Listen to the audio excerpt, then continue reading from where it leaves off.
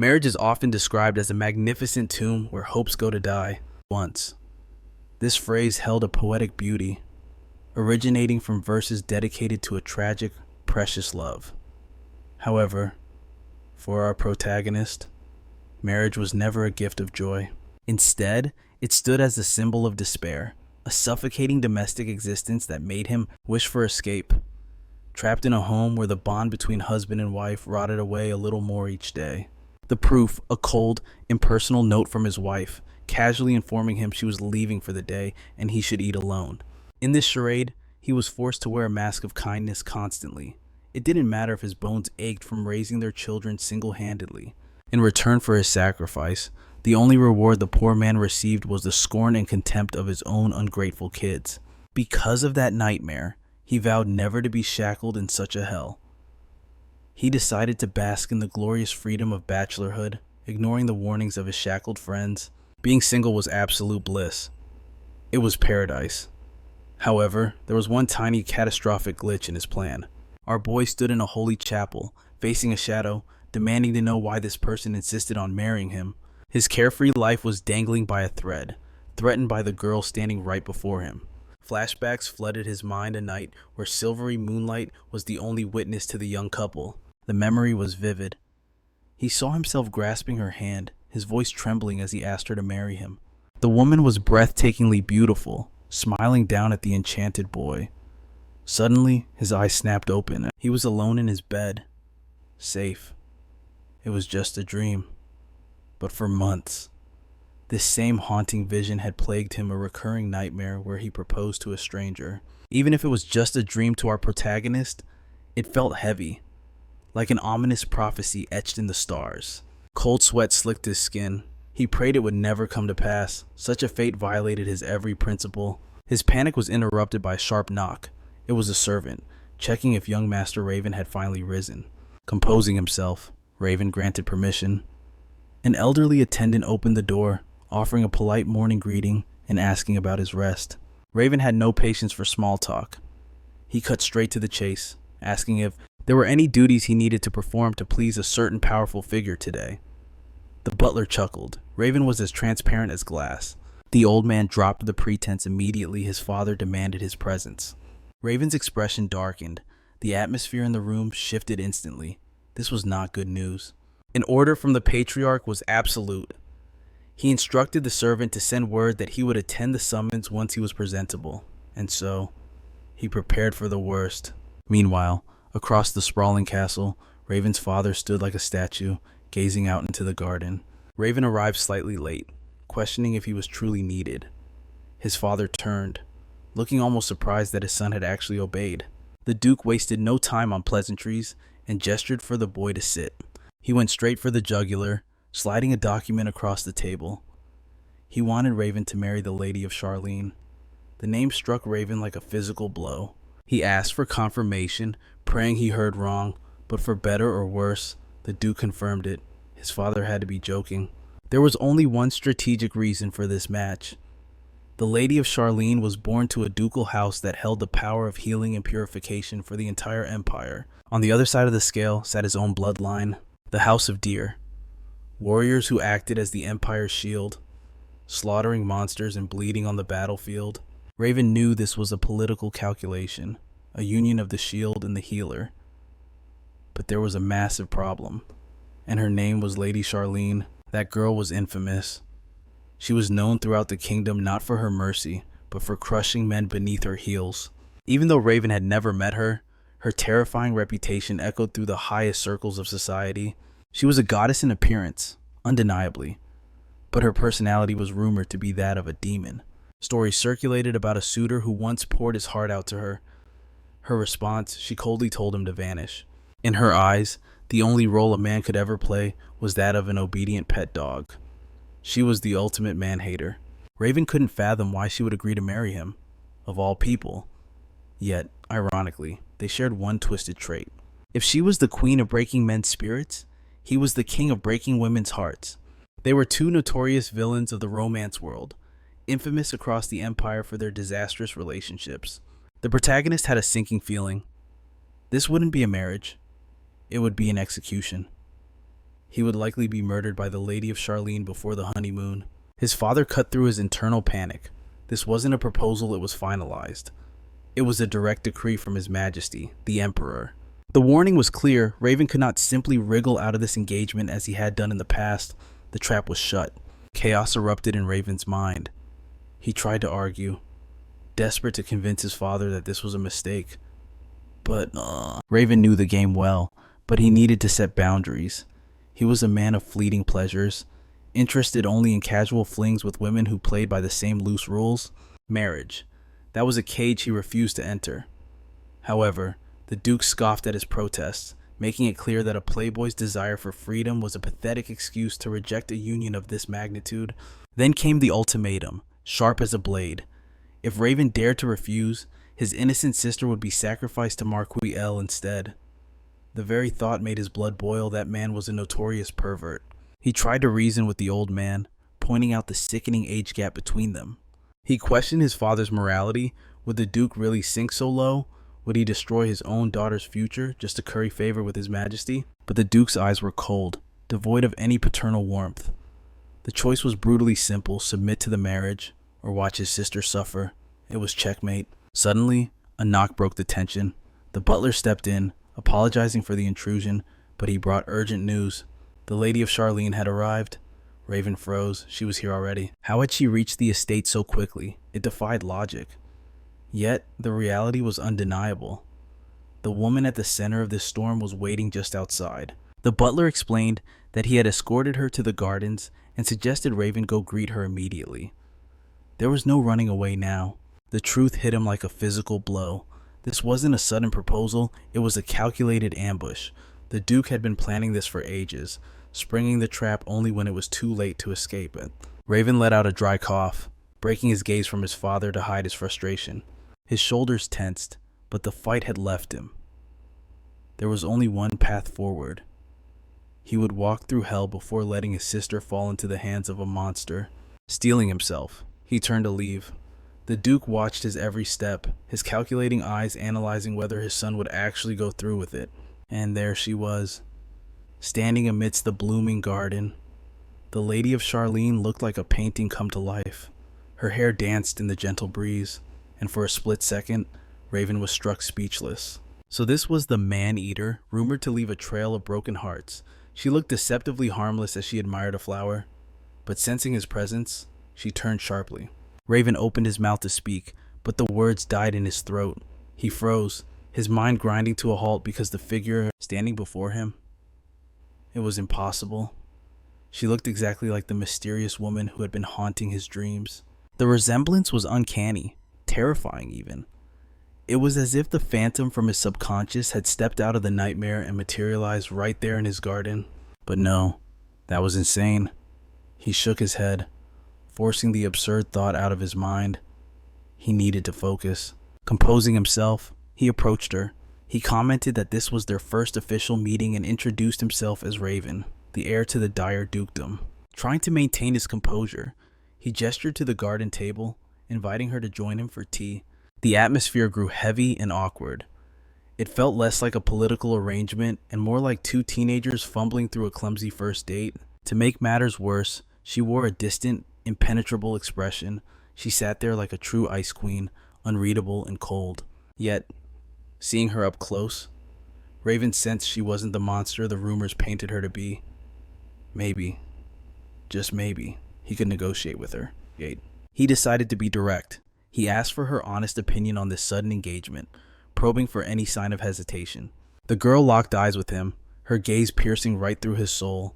Then, with a shrug, she simply said she didn't care one way or the other. That answer didn't sit right with him. Why would a woman famous for hating men agree to a marriage so easily? It didn't add up. He pressed harder, demanding to know the real reason. Why him? Why now? Slowly, she set her teacup down. She stood up and began to glide toward Raven. His muscles tightened instinctively. What was she doing? A dangerous smile played on her lips, with an extremely seductive whisper. She dropped a bombshell. She simply wanted to make him kneel before her. That was too much. His face flushed crimson, completely embarrassed. He tried to create distance, yet as he stared at her, A strange sense of familiarity washed over him again. Meanwhile, the lady of Charlene remained perfectly composed. She looked like a predator toying with her food, as if she ate men like him for breakfast. Suddenly, he realized he had instinctively grabbed her hand. He turned an even deeper shade of red, stumbling over his apologies like a fool. But the lady wasn't about to let him off the hook. She seized the moment to poke at his pride. She noted that for all the rumors of him being a playboy, his reaction was adorable. He was acting like a naive little puppy, and she didn't hate it.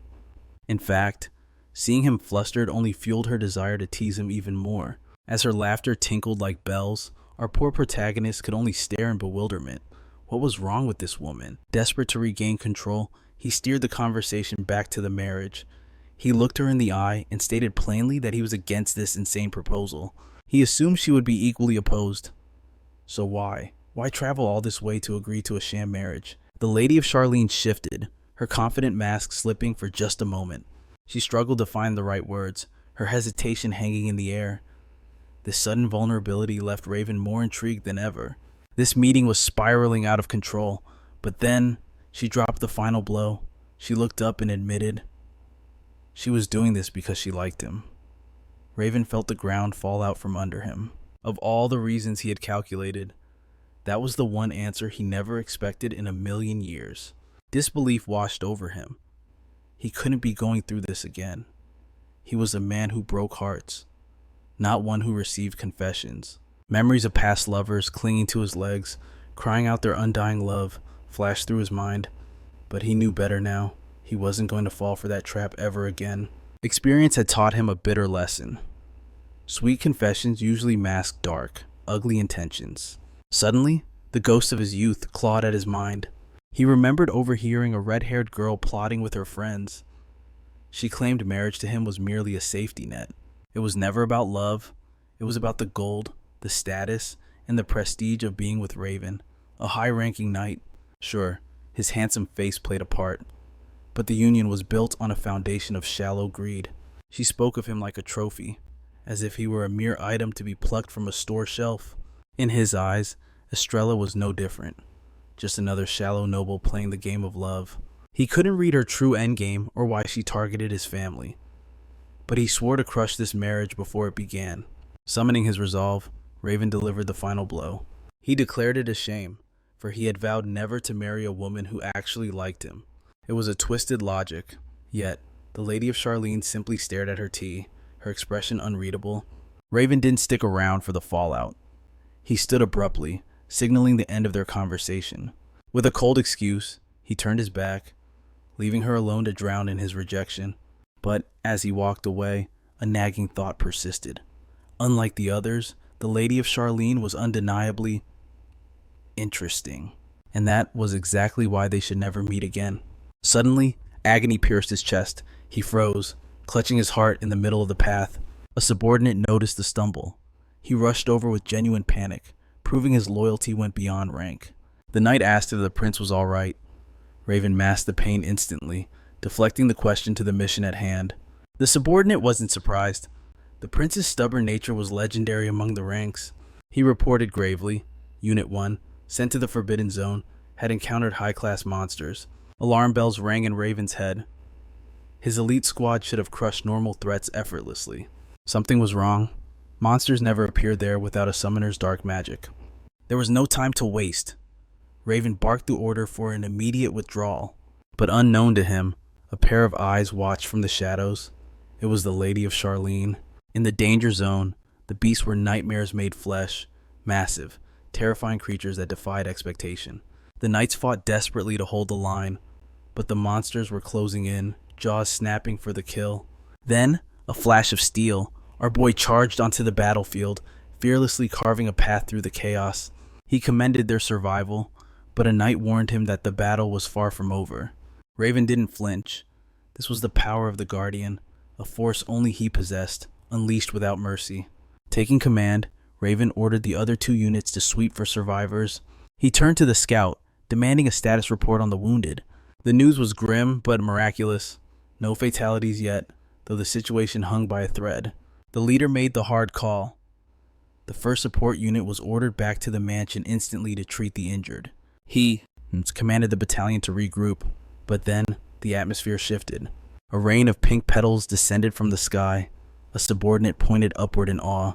Raven turned, bracing for a threat, but he was met with a shocking sight. "What are you doing here?" It was her, Estrella, the very suitor he had just cast aside. She explained calmly. She had overheard the report about the monsters before leaving. Driven by concern, she had warped space itself to reach the battlefield. She examined a fallen soldier. "The miasma has consumed him," she declared, "but I will purge it." The source of the petals was revealed. This power came from the woman rumored to be cold-hearted. The magic fell like gentle rain. Wounds closed and color returned to faces in seconds. Raven watched in disbelief. A single person saving an entire squad. His team had skilled healers. But this woman, she was in a league of her own. She possessed an amount of divine power that defied logic, capable of rewriting the laws of reality in mere seconds. However, the tranquility was shattered as a grotesque monster lunged toward the girl, causing our hero to scream out a desperate warning. But the Lady of Charlene didn't even flinch. With a single, elegant motion, she crushed the beast into submission, reducing the terrifying creature to a pathetic speck before smacking it out of existence. Meanwhile, the protagonist stood completely paralyzed. He remained frozen, eyes wide with disbelief, mirroring the shock of his entire squad who never dreamed a single woman could unleash such apocalyptic destruction. Yet, for the Lady of Charlene, this wasn't a miracle. It was just another Tuesday. After all, slaughtering monsters was her favorite pastime, and she was effortlessly proving that she was the apex predator on this battlefield. One of the knights scrambled toward the protagonist, babbling about how she defeated a calamity with a slap, frantically asking if this was a hallucination or if they were all dead. But the boy ignored the knight's panic, pushing him aside because a singular, burning question now consumed his mind. Who in the world was this woman? The very same woman he had coldly rejected only minutes ago. Their gazes locked in a silent duel, an intense exchange that felt as if they were piercing straight through each other's souls. He tried to process the victory, but Estrella suddenly marched forward, grabbing his hand with a vow of eternal protection and demanding Raven marry her right there, in front of his entire army. Upon returning to his continent, all he wanted was to soak in the peaceful atmosphere of the afternoon sun. But peace was now a luxury he could not afford, for the boy was marching straight toward his own social execution. It was all thanks to the Lady of Charlene's shocking public proposal. His quiet life had been turned completely upside down. His companions, dazzled by Estrella's display of dominance, relentlessly insisted he marry her, and no matter where he turned, he faced the crushing pressure of his knights, who were now the girl's devoted fan club. They pestered him without end, asking every single day if he was going to meet the legendary dame. Yet, beneath the chaos, there was a mystery he simply couldn't unravel. Divine power was strictly meant for healing, yet somehow, this woman had wielded it as a weapon of mass destruction against the monsters. This divine energy was a sacred force unique to purging miasma, fundamentally different from the common magic that anyone could learn. However, only the direct bloodlines of the two great divine families possessed the capacity to wield such holy power. The lineage of the Deer family knights, and the lineage of the Charlene family healers. Until this moment, history held that no one could master both opposing powers simultaneously, save for one legendary saint who saved the Empire eons ago. But he couldn't afford to get lost in historical lore now. His immediate problem was the letter from Estrella, inquiring if he was interested in a contractual marriage. To Raven, this entire situation was a labyrinth of confusion. He finally arrived at the lady's private quarters, where she waited for him with an expression cold enough to freeze the air. The moment he stepped inside, he hastened to apologize for the delay, but she coolly dismissed it, stating she had only just arrived herself. Despite the tension, the room itself held a deceptively pleasant ambiance. Taking a seat, the protagonist awkwardly suggested they could reschedule if she preferred, rambling about how the establishment served rare teas and famously delicious pies to fill the silence. But Estrella didn't offer even a flicker of interest in his small talk. She was here strictly for business. Her piercing gaze left our boy rattled, and he tried to mask his nervousness by mentioning his sister recommended this spot for its popularity among noble women. However, he quickly cut his own rambling short, deciding to ask that they cut the pleasantries and get straight to the point, prompting the woman to declare that her participation in demon subjugation was non-negotiable. Moving on to the core terms of their union, She laid out the condition that the marriage would remain valid only until the moment he officially inherited the title of Duke of Deer, at which point she would renounce all claims to his property and rights. These terms were shockingly perfect for Raven, though he remained suspicious of her true motives, especially since she was infamous across the Empire for her absolute hatred of men. Consequently, he was burning with curiosity to understand why she agreed to this union, especially after spinning that lie about loving him a fairy tale Raven wouldn't believe in 1,000 years. Furthermore, if this was purely a marriage of convenience for personal gain, there was no need to fake her affections. Unlike the red-headed manipulator who had tried to deceive him in the past, this love confession made no tactical sense. Thus, they would proceed with a contractual marriage, a temporary alliance with a definitive expiration date. But when he considered her godlike power, he realized his knights would never face danger again, and with that logic, Raven agreed to commence the engagement under her terms. It was an answer that finally brought a look of satisfaction to the girl's face. However, the protagonist leaned in, revealing that he had one final condition of his own to add to the deal. He laid his cards on the table, voice dripping with indifference. Rumors painted him as a womanizer, and he warned her coldly that he would likely take a lover to warm his bed, even after their vows were exchanged. He was far from the fairy tale prince she deserved. His eyes bored into hers, challenging her, silently asking if she was truly prepared to shackle herself to a broken man like him. Estrella fell silent, her gaze drifting downward as the weight of his words settled in the heavy air. Her mind wandered back to a solemn memory, standing before the cold gravestone of the one she held most dear. But when she looked up, her eyes were clear. She told Raven that after losing so much, fear had no place in her heart. She stated firmly that regret was a luxury she could no longer afford. Of course, the prince's concern was merely a facade. He held no true interest in her happiness or her fate. With a shrug, he accepted her resolve. If she was willing to walk into the fire, so be it. He signed the papers with a flourish, sliding the contract across the desk as if sealing a business deal rather than a marriage. As Estrella studied him, she noticed a flicker of something unexpected. Beneath that icy exterior lay a trace of kindness. Yet, he built walls of steel around his heart, refusing to let a single soul witness his vulnerability. That frozen gaze, masked by a practiced, hollow smile, made her wary, but deep down, she understood him. If their roles were reversed, she would likely wear the same mask. She steeled herself. Emotions were irrelevant now. She only needed to remember the crucial reason that bound their destinies together. With unwavering focus, she channeled her mana. Magic flared at her fingertips as she signed the contract. Knowing this mystical bond was the only key to unlocking her true plan, Raven recoiled as if burned. He seized her wrist, his composure shattering as he roared, demanding to know what madness she had just unleashed. Unflinching, the girl replied with terrifying calm.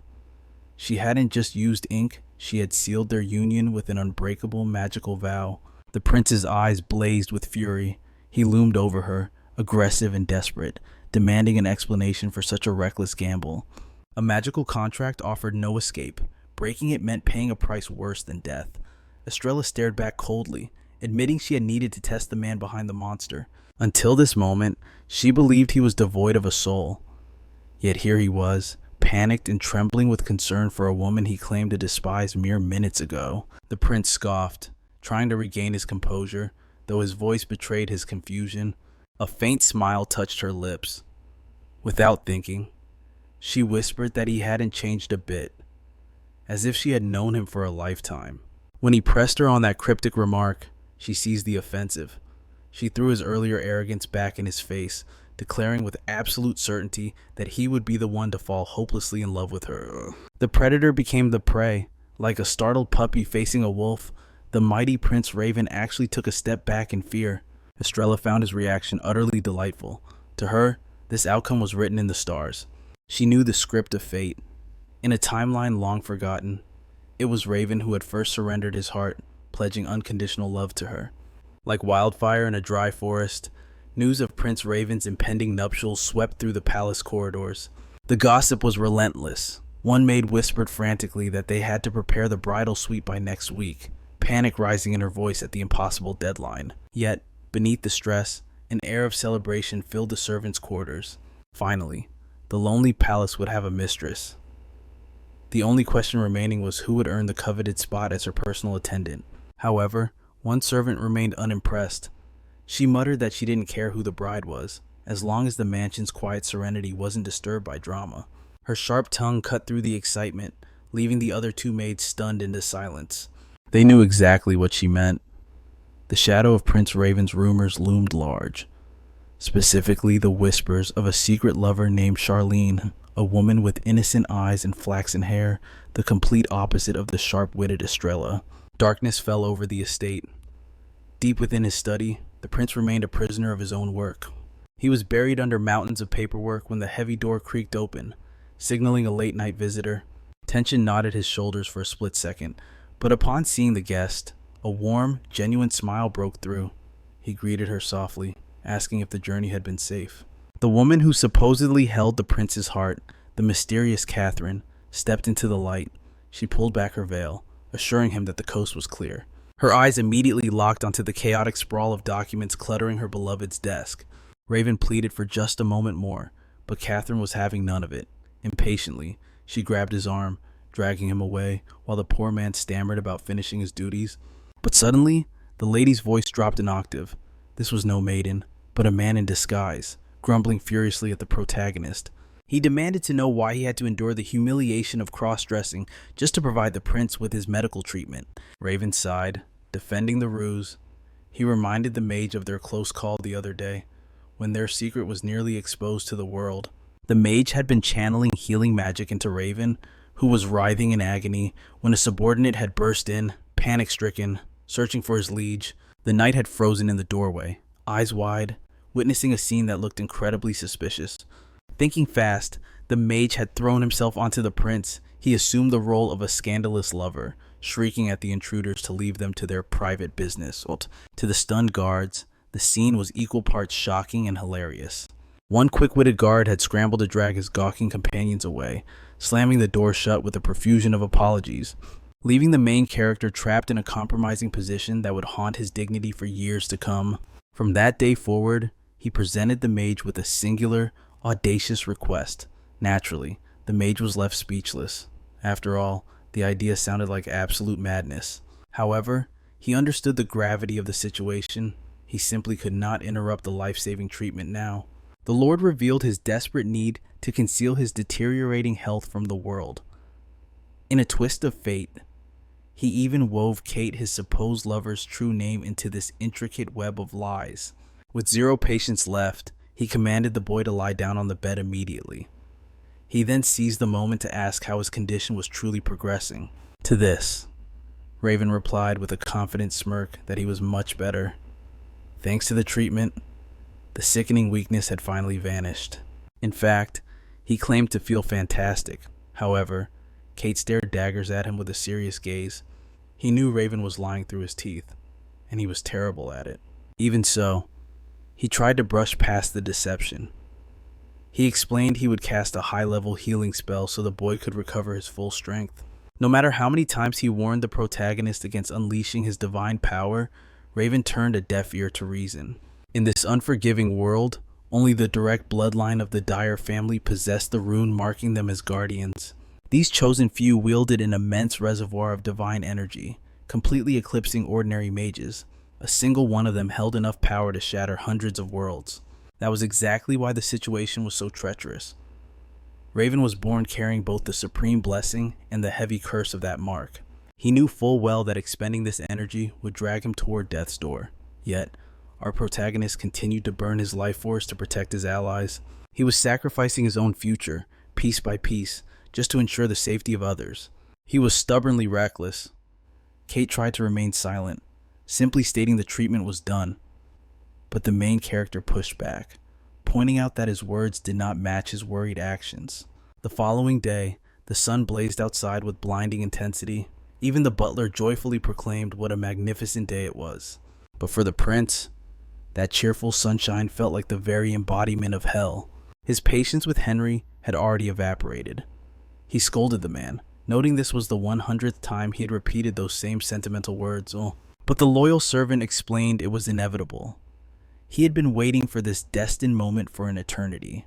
He fought to hold back tears of joy, Rambling about the boy who was finally becoming a man, he had grown so much. Henry wondered if he should start addressing him as the little Duke. Behind him, Raven followed without a shred of enthusiasm. He begged the man to stick to his usual routine and stop making things weird. Still, Henry confessed the truth of his heart. He was profoundly relieved that his precious boy would not have to die alone. The protagonist, however, made his feelings crystal clear. The woman he was set to marry was so blunt that he doubted she possessed even a speck of common sense. But the butler's ears filtered out the sarcasm completely. All he understood was that his beloved Raven was praising the woman for being wonderful and amazing. He absolutely failed to grasp the true meaning behind the boy's words. After all, Estrella was the type of dominant woman who would demand he kneel before her on a first date. He couldn't even fathom how she would behave with someone she actually loved. Meanwhile, the lady in question was enjoying her carriage ride. She was deeply engrossed in a book that would prove vital for her strategy. It was a guide for her future relationship, titled How to Make an Inaccessible Heart Fall in Love with You. The first step was to leave an impression he would never forget.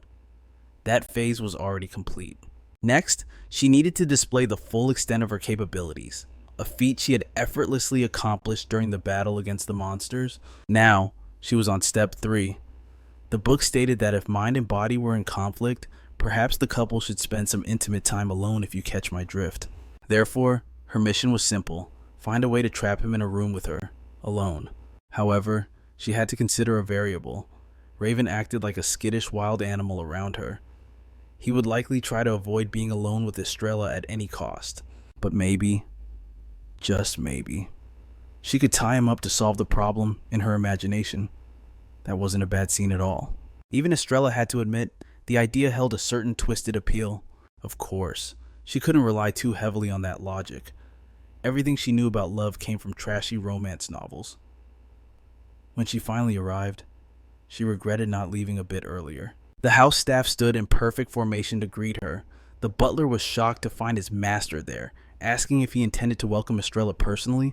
The Lord confirmed it. She descended from the carriage with practiced grace. Her eyes locked instantly with Raven's as he called out to her. The tension was almost theatrical. He declared he had been waiting for her and called her his dear wife, sweeping her up into his arms like a scene from a blockbuster romance movie. Later, in the privacy of his office, the boy asked Henry a serious question. What was the public's reaction to his engagement with Estrella? The man replied honestly. The veteran staff who had served the mansion for years were overjoyed. However, several younger servants had just arrived from the imperial capital. They were deeply worried, knowing all too well the dark rumors surrounding his wife. Even so, Henry begged the boy not to fret. The whispers weren't widespread enough to cause a real disaster. Still, he hesitated before asking the crucial question. Would this reputation be a burden for Raven? The boy could only stare into the distance. He wondered if malicious rumors were surfacing about Estrella again, for it felt like the same tragic history was repeating itself. In the shadows of his childhood, whispers about his mother were inescapable. She was once hailed as the flower of the empire, a beauty who held the hearts of countless men in her palm. Yet, the Duke Raven's own father despised her with a burning intensity. The gossip mongers called it shameful, but deep down, they understood the young boy's silent suffering. Fate, however, had a cruel sense of irony. She had a legion of admirers falling at her feet. Yet the one man she truly desired never loved her back. Her son would cry out, desperate to pull her from the abyss of gossip and neglect. But her eyes remained empty, fixed on a horizon he could not see. Now, history threatened to repeat itself. He knew it was only a matter of time before Estrella became the next target of the nobility's vicious rumor mill. Even if the whispers hadn't started yet, trouble was inevitable. After all, clear communication was definitely not the Lady of Charlene's strongest skill. So, he decided to take absolute control.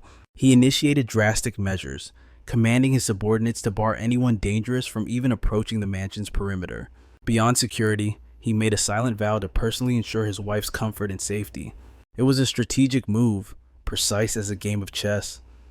This explained his dramatic performance that morning, smiling as he lifted her into the air and loudly proclaiming her his dear wife. The sudden display of affection caught the woman completely off guard. A collective gasp swept through the manor. The Lord's maid stood frozen, unable to believe the sweet words coming from their master's mouth. Gently setting the girl down, Raven played the role of the doting husband, asking if the journey had tired her and insisting she rest in their chambers immediately. He guided her away, leaving the staff in a state of shock. The maids whispered frantically, calling the scene insanity, perhaps even unprecedented in the history of the house. Ignoring the commotion, the couple walked on, but while Raven beamed like a happy golden retriever, Estrella's expression was far less amused. They were treated like aliens on display, with every maid staring wide-eyed until the couple finally disappeared behind the bedroom doors. However, the moment the heavy doors clicked shut, the atmosphere shifted instantly.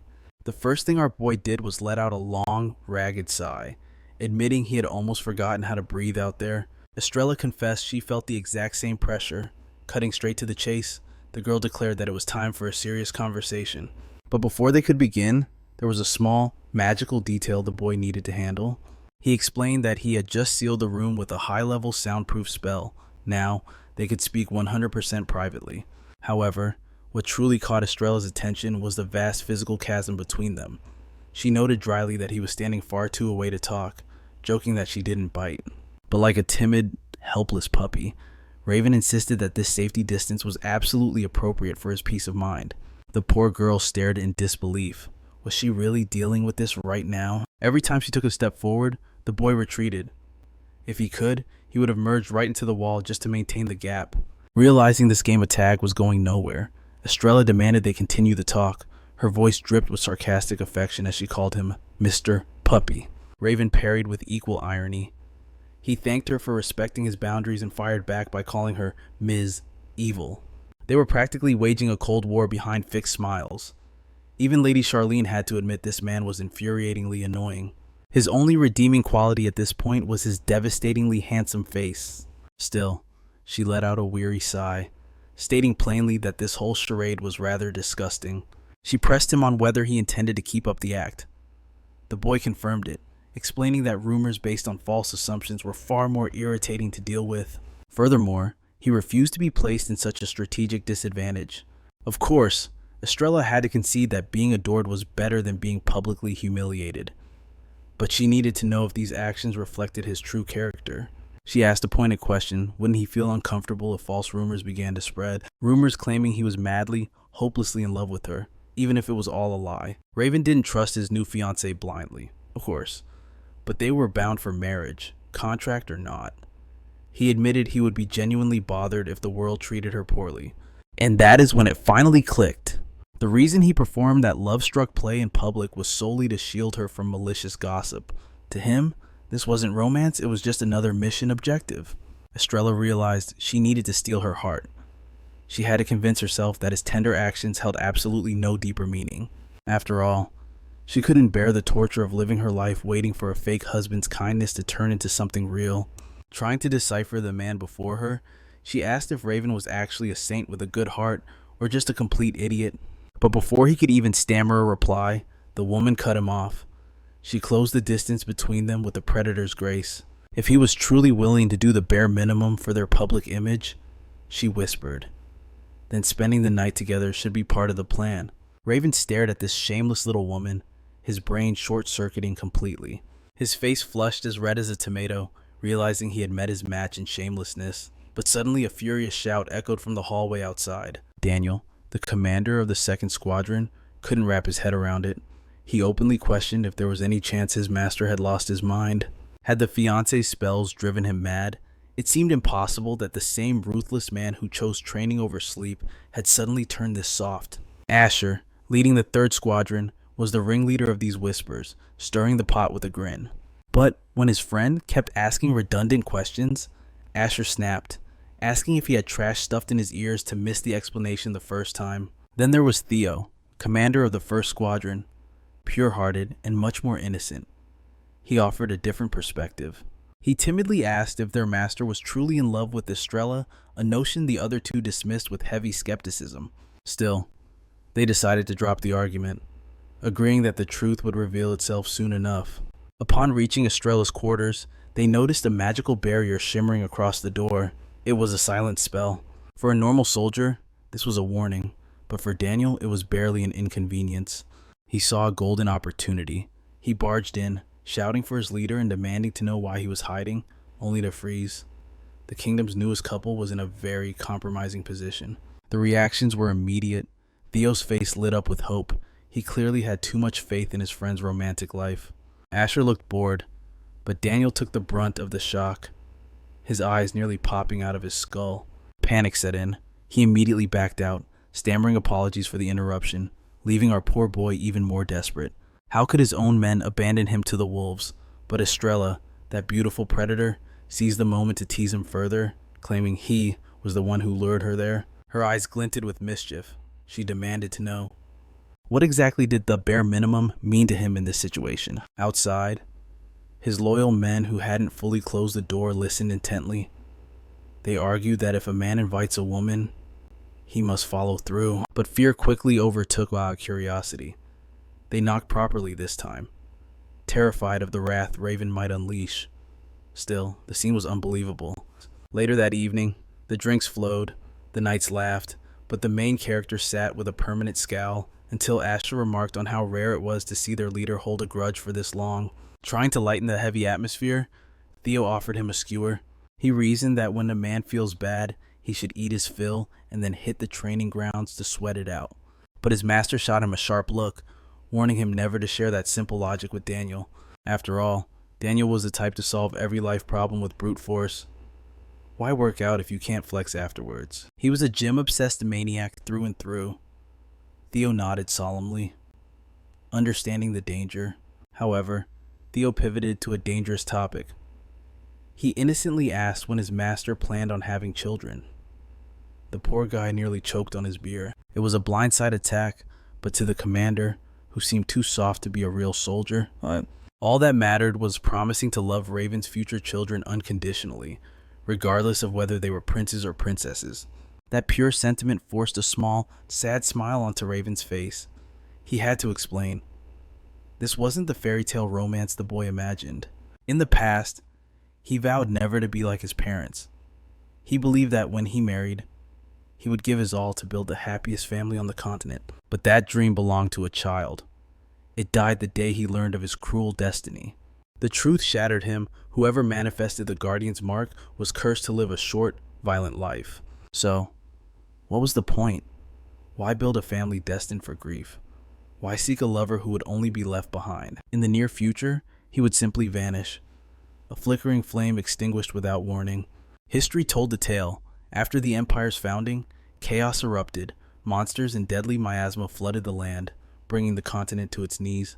When hope was all but lost, two legends emerged: a magnificent saint and an unyielding guardian knight. Together, their powers combined to raise a divine barrier, repelling the darkness and saving humanity. Today, that legacy lived on. The Charlene family purified the miasma, while the Dyer family Raven's bloodline ensured protection and slaughtered the beasts. For the cavalry, subduing these nightmares was always a suicide mission. If the lady joined the fray with her divine light, the odds would shift dramatically in their favor. Now, they were embarking on their first joint operation. Daniel, lacking all tact, couldn't stop gushing about how stunning Estrella looked in her uniform. The men cheered her arrival, convinced this would be a glorious journey. Servants whispered excitedly in the background, swooning over what a perfect power couple Raven and Estrella made. But every word of that idle chatter only grated on the poor boy's nerves. He snapped, redirecting their focus. He barked orders to prepare for slaughter, making it crystal clear this was no festival. It was a hunt for death. His cold reality check instantly killed the mood, leaving both Estrella and Daniel staring in stunned silence. After all, the Lady of Charlene could annihilate monsters with a mere slap, so surely her power could turn the tides of battle, they argued. However, that healing everyone constantly would be impossible, as it required the spiritual strength of at least 100 people combined. Raven felt a surge of irritation but held it back, masking his true emotions behind a frozen, fake smile before dousing their excitement with a bucket of cold reality. He made it clear the support squad would arrive and fulfill their duties as they always had. Meanwhile, his elite soldiers needed to focus on slaughtering the beasts, just as they were trained to do. This refusal only deepened the men's frustration. They had hoped to gain a strategic advantage from the formidable woman, looking past just her stunning beauty. Estrella, observing the tension, simply watched the scene unfold in absolute, stoic silence.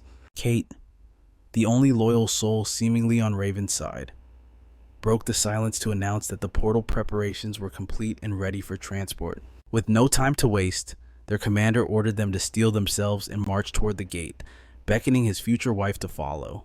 Seizing the moment of privacy, the woman pointed out the logic. It would indeed be faster if she stepped in to destroy the monsters directly, asking why he refused her aid. The protagonist paused, the weight of command heavy on his shoulders, before answering. He reminded Estrella of a harsh truth eventually. She would leave them for good. While he agreed with his subordinates that letting her rampage would be easier, he had to consider the long-term survival of his squad. If his men became addicted to her overwhelming power, what would happen when she was gone? They would be left helpless, unable to fight on their own. It was a brutal logic, and the Lady of Charlene realized there was no flaw in his reasoning. The young lord continued, explaining that he preferred her to operate from a strategic distance, providing support in other ways, even though it meant he was gambling his own life on her protection. He maintained such a professional distance that their relationship bordered on icy indifference. As night fell, the men returned victorious. For at least one soldier, the thrill of defeating the monsters was exhilarating. Daniel couldn't stop raving about the girl's surprise attack, how she obliterated a monster threatening the support squad with a single devastating punch. He hadn't known such raw physical power was possible with just bare hands and magic. Estrella blinked, surprised by the cheap yet honest flattery. However, though he refused to voice it aloud, Raven was secretly impressed. She had keenly observed the battlefield, analyzed the participants, and intervened with surgical precision, making the subjugation smoother than ever before. The two locked eyes unintentionally, a fleeting moment of connection that made our boy want to look away first. She quickly clarified that the beast had struck first, making it clear that she wasn't trying to show off her strength. But Raven had never suspected her of vanity for a second. In fact, a rare smile graced his lips as he noted that while she could have just defended herself, she chose to save his medics, offering her his sincere thanks. But the warm atmosphere shattered instantly when he coldly ordered her to visit the support squad for purification, claiming she had been tainted by the monster's miasma, before dismissing his team. He certainly didn't expect the woman to grab his cape, declaring that she would be the one to purify him personally. The poor commander tried to insist it wasn't necessary, but his protest fell on deaf ears. Realizing resistance was futile against her will, he sighed and extended his hand, surrendering to her demand, but the girl looked unimpressed. She looked at him as if he were joking. Everyone knew that effective purification and healing required extensive skin-to-skin contact. Without hesitation, she ordered him to strip immediately, a command that, frankly, wasn't a bad idea given his sculpted abs. And just like that, Estrella began the intimate process of healing. She noted that while his physical body was intact, his magical mana had stagnated, suggesting that perhaps sleep was eluding him. She advised him to rest more. The boy flushed with embarrassment, unused to being this vulnerable in front of another soul. As her hands touched him, he couldn't tell if she was genuinely using high-level healing magic or just taking the opportunity to tease him. Meanwhile, Raven's mind raced, struggling with the uncomfortable heat rising in his chest whenever Estrella was near. The girl was well aware that Raven was a heartbreaker. His reputation was so vast that women in neighboring kingdoms knew of his conquests. Countless ladies dreamed of experiencing just a fleeting moment in his warm embrace. She had heard the whispers, both the praise and the darker rumors, painting him as a terrible man who disrespected his lovers. Yet, no matter how vicious the gossip became, his popularity remained unshaken and absolute. Because of this, Estrella treated the scandalous rumors of high society as nothing more than background noise. But now, the seed of doubt had taken root. She simply had to know the truth. Summoning every ounce of courage under the bright moonlight, she confronted him. She had to ask, was this man, built like a wild stallion, actually as innocent as a pristine virgin? The question hung heavy in the air, humiliating and raw. But before he could answer, Estrella took control, maneuvering our flesh boy into the room, trapping him in a position that was dangerously intimate. She peered down at him, her eyes widening in genuine shock. The revelation hit her. It was true. This was indeed the Duke's very first time. Panic rising, he begged her to calm down, stammering that they should talk first. But words were useless. She simply traced her fingers over his sculpted, god-tier abs and whispered, "Do you really want to talk right now?" And just as she leaned in, just as they approached the precipice of paradise, the boy let out a terrified scream. "Stop!" Snap. Reality came crashing back. Our boy woke up shouting, drenched in cold sweat, declaring he'd had enough, but he wasn't alone. Kate was sitting right there, watching him with a gaze full of suspicion. As his breathing slowed, the realization washed over him. It was just a dream. But gods, why did it have to feel so terrifyingly realistic? The exhaustion made sense now. He had fallen into that deep slumber right in the middle of his magical treatment. The main character took a trembling breath, desperately trying to steady his racing heart. It wasn't real, he told himself. Just a fever dream. The mage watched him closely, wondering if the Lord had been battling a nightmare, while the dark night still loomed outside the window. But the moment the protagonist regained a shred of composure, Kate dropped the bomb. So, did that girl really figure out you're a virgin? Raven wanted to die of embarrassment, but his friend saw it differently. In Kate's eyes, this revelation was actually a golden opportunity.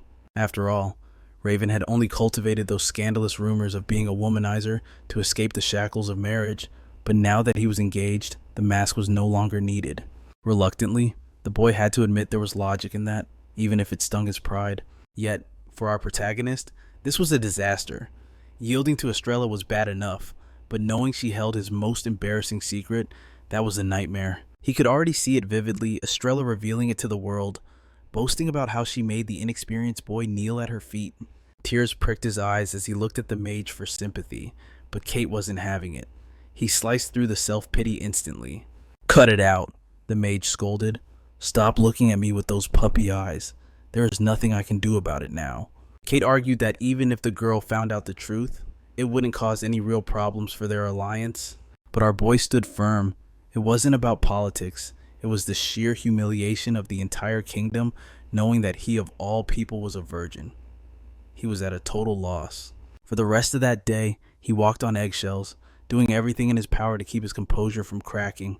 Eventually, Kate grew bored of the drama, declaring it was too late for this nonsense. He bid the boy farewell, but fate had one more twist. Estrella spotted him leaving the room. Her eyes narrowed as she watched the figure depart. Unaware that Kate was actually a man, she saw only a woman. Naturally, curiosity burned within her. Who was this mystery lady? 2 weeks had drifted by since the Lady of Charlene had taken up residence in Duke Dyer's grand estate. Thanks to Raven's careful planning, life had been surprisingly peaceful. They had even grown close enough to address each other by their first names, or at least that's what she believed. But observing the boys' flustered reactions to their smallest interactions, a new theory began to form. This man, had he truly never been in love before? It was baffling. He acted like a man who had never spoken to a woman outside his own family. She began to question if even half of the rumors circulating the kingdom were true. While a maid tended to her hair, she noticed Estrella's distant gaze. "Is something troubling you, my lady?" Estrella didn't beat around the bush. "I saw a woman leaving the Lord's room last night. Tell me, do you know anything about that?" The maid froze. Her voice trembled as she offered a nervous apology. I know nothing, my lady." Estrella saw the tremor in her hands. It was a blatant lie. She stood up, her presence filling the room. There is no need for apologies. She understood the game. Raven was the master here. A loyal servant would never spill his secrets without permission. It was the bare minimum of loyalty. Estrella had caught the girl red-handed, even if the maid refused to confess. Instead of anger, a smile graced the noblewoman's lips. She praised the maid, expressing delight at such unwavering loyalty to her fiancé. The servant blinked in surprise. This woman, she was nothing like the cruel monster the rumors described. To show such understanding, she must truly love Lord Raven. No other explanation made sense. Later, as she glided through the corridors, Estrella analyzed the situation with cold logic. Now that she thought about it, she didn't believe the protagonist had a malicious relationship with the mystery woman she saw yesterday. However, a rival was still a rival. And whenever an obstacle appeared on her path, Estrella never retreated. There was a reason, after all, that the Empire whispered her name in fear, calling her the most cruel woman in the land. Passing a window, she paused to admire her flawless reflection. "Is there any woman in this world better than me?" she mused. Honestly, one has to admire that level of confidence. Ego satisfied, her gaze shifted to the world outside the mansion. It was time to stop reacting and start acting. Some precautionary measures were in order. Under the bright sun of the Imperial Garden, the soldiers assembled for training. Among them stood Raven, pushing his body to the limit to sculpt that legendary Greek god physique.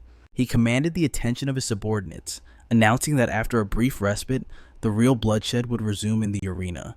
But then, a presence shifted the atmosphere. It was Estrella, radiating a beauty that seemed to stop time as she wandered the grounds. Guards instantly went up. The protagonist demanded to know her intentions, suspecting she had come solely to torment him. The noble lady tilted her head, unable to grasp why he treated her like a ticking time bomb. Dismissing the tension, she cut straight to the chase. She suggested they share lunch, a proposal that left Raven completely thunderstruck. Stunned, he agreed, asking if that was all. But the girl smirked and dropped the bombshell she demanded a proper date for the next day. Raven's mind spun into total chaos. A date meant romance. It meant whispers, intimacy, and shared meals under a rosy atmosphere. It was the kind of thing people bragged about to their friends with flushed faces. He remembered a soldier boasting about a hot night of passion. That phrase echoed in Raven's mind, haunting him after the vivid nightmare he'd had about Estrella. He knew the truth. If he accepted this invitation, he would inevitably end up in her bed. The poor man spiraled. How could she be so cruel? Asking him out right after discovering his deepest secret that he was a virgin. Given her unpredictable and eccentric nature, there was only one survival option. He had to refuse, even with a strained smile on his face. The answer was a definitive no. He stammered out excuses, claiming he wasn't afraid, but simply had a schedule packed tight for tomorrow. Estrella let out a light laugh, as if amused by his futile resistance. But she was a predator who never let prey escape. She seized him by the shirt, trapping the helpless puppy in her iron grasp. He braced himself to flee, but the Lady of Charlene held on with a grip that defied logic. Panic rising, he demanded to know where such monstrous strength came from. A dark, calculating smile curled her lips. She threatened to crush his skull like a grape unless she received a satisfactory answer. Laying her cards on the table, she asked again, "Are you truly busy tomorrow? Lying now would be a fatal mistake." Defeated by her overwhelming aura, the protagonist crumbled. Perhaps he wasn't so busy after all. He agreed to the date, but raised a desperate shield. He must return to the mansion by 7 o'clock sharp. That was his non-negotiable condition. Estrella paused, wondering if the formidable Dyer mansion had a curfew for toddlers. But for Raven, this was life or death. If he got home by 7, he might just escape becoming her prey. The poor soul.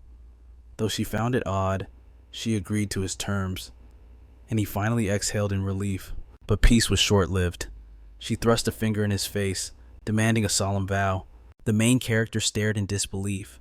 Was she truly demanding a pinky promise? But this wasn't child's play. To her, this ritual was an ironclad contract that could never be broken. Though the childish gesture unnerved him, he linked his finger with hers, sealing their fate. When they parted, satisfaction glowed in her eyes. Yet, she couldn't resist one final jab. She warned him that if he dared to run away again, he would deeply regret it. With that, she turned and walked away. Raven was left standing there, unable to fathom the chaos inside Estrella's mind. In this world, breaking a pinky promise carried a heavy price. The body would pay the toll. Even a small cut could be the penalty. For them, this insignificant gesture carried the weight of a blood oath.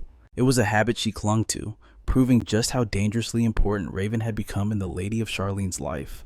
The day blurred into twilight. Darkness cloaked the castle where the Lord sat with his loyal attendant. But now, a concern greater than war plagued him. What on earth do people do on a date? Should they row a boat across the lake, surrounded by romantic scenery? Or perhaps something simple, like coffee at a cafe? The options were overwhelming. Salvation arrived with a knock at the door.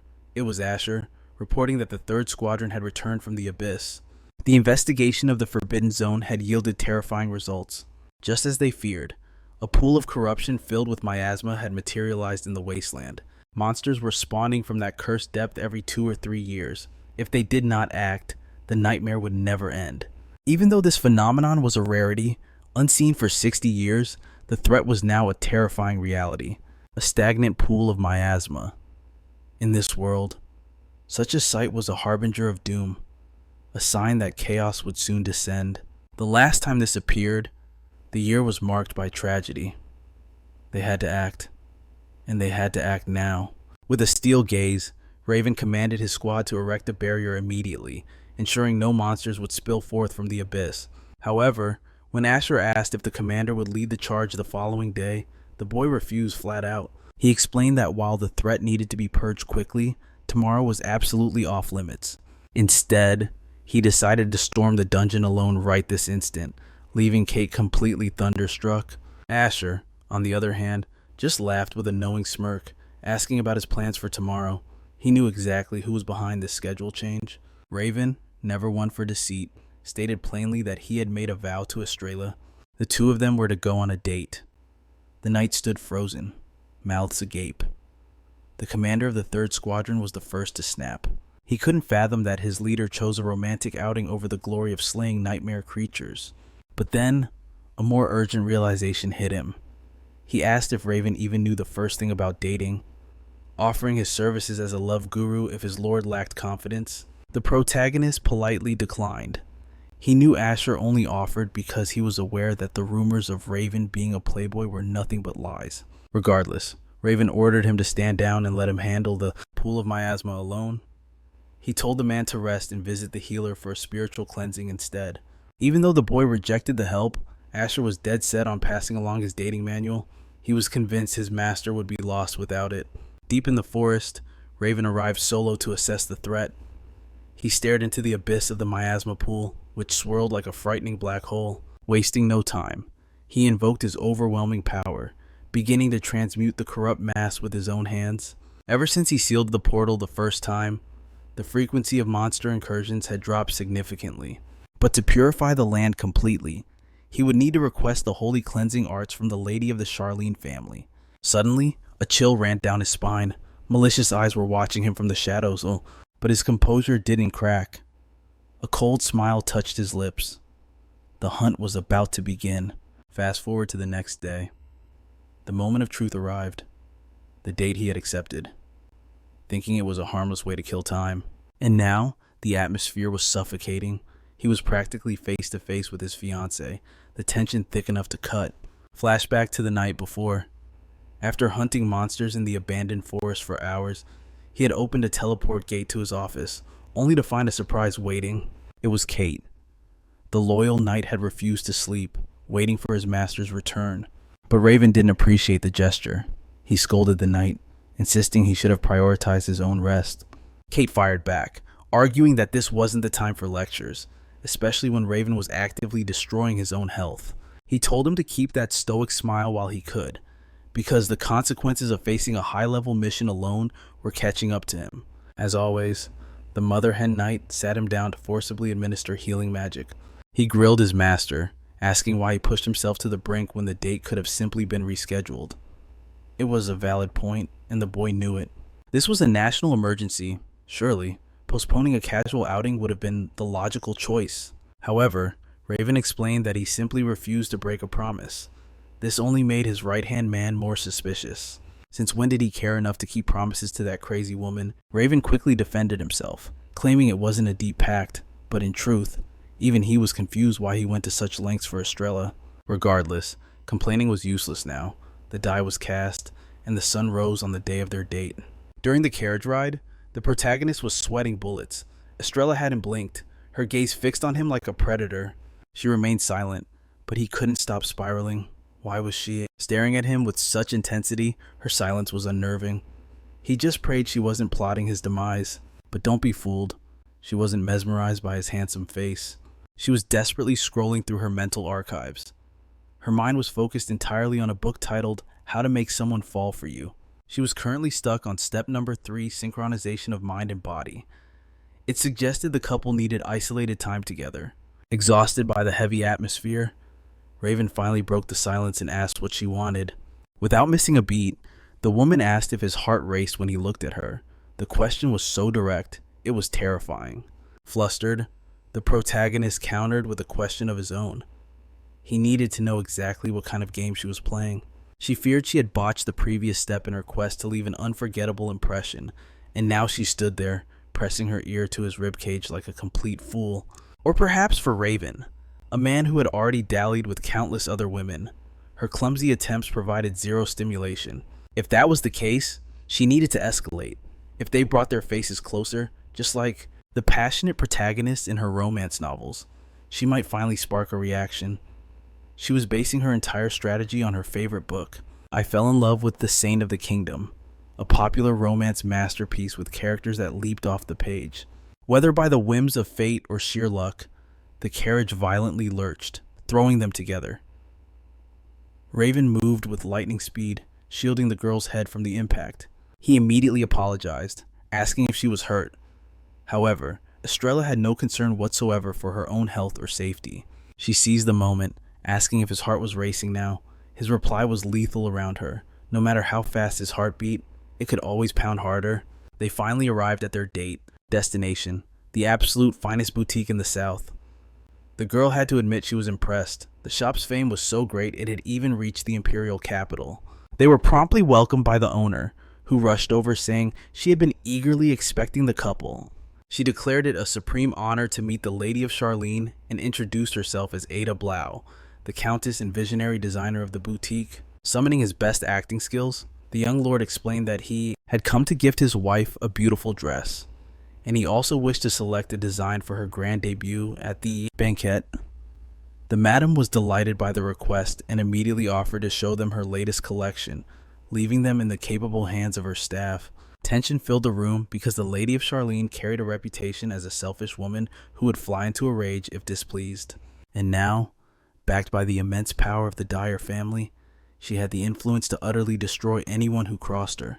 Ada had certainly heard the dark whispers surrounding this lady. If the rumors were true, she would need to tread on eggshells to avoid offending her, even by accident. At that moment, she was browsing the jewelry, and Raven feigned interest in the earrings like a fashion expert, until a sudden presence commanded his attention. The staff were showering his wife with praise, and rightly so. She emerged looking stunning in a long gown with a slit revealing her legs, radiating the aura of a true femme fatale. The madam noticed he was struck speechless, so she nudged him, asking if the Lady of Charlene didn't look absolutely incredible in that creation. It was a fact Raven couldn't deny. However, his skill with compliments was non-existent, so he blurted out that she looked like a very cute gorilla.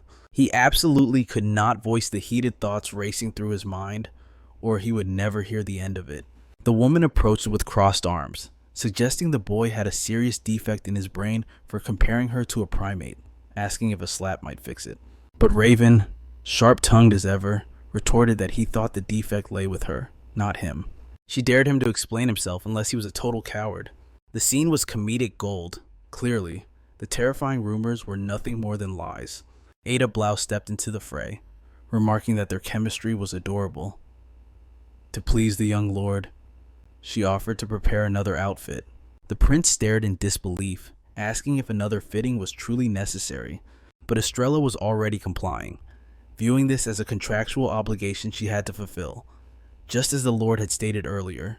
Furthermore, she stated coldly that if this gift was merely a tool for her protection, she would require nothing further in the future. Her words seemed to sting the boy.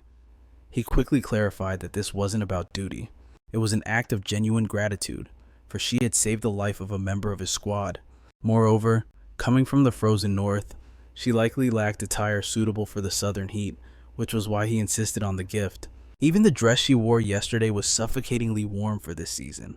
She could have used that logic to demand a new wardrobe, yet she stood stubborn with crossed arms, insisting one dress was enough, trying to break through her defenses. The boy explained that if money was the issue, the Dyer family had infinite resources. He could purchase the shop's entire inventory without making a dent in his fortune. That was why he simply wanted her to accept the gift without hesitation. Relenting slightly, the Lady of Charlene tried to maintain the upper hand, warning him not to complain if she drained his coffers later. Watching her, Raven realized his mistake. When they first met, he had dismissed Estrella as an arrogant noblewoman. But seeing her flustered now, a hunger to understand her grew within him. Perhaps his mind really was broken. But before she left, a detail struck the boy's memory. He signaled for her to pause, his eyes locking onto a specific piece of jewelry that caught his attention.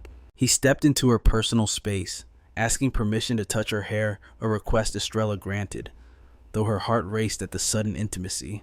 The main character then held up a delicate flower hairpin, explaining that the moment he saw it, he knew it was destiny. With gentle precision, he pulled back a strand of her hair to secure the pin, confirming his artistic vision was perfect. The result was breathtaking. She looked so stunning that it would throw anyone off balance. And the lady of Charlene was now blushing redder than a ripe tomato. She stood frozen, staring up at the boy, her mind going completely blank in the heat of the moment. But then, realizing his words could be misunderstood, Raven shattered the mood by clarifying he was only complimenting the accessory, instantly wiping the hopeful look from Estrella's face. She stood there in shock, unable to believe the audacity of what she was hearing. The protagonist suddenly burst into laughter, teasingly asking if she truly believed he had been complimenting her beauty. He ruthlessly reminded her that even if he offered praise out of the blue, he was strictly referring to the object, not the girl. That was the final straw. Poor Ada Blau begged them to return another day as Estrella stormed out of the shop in a rage.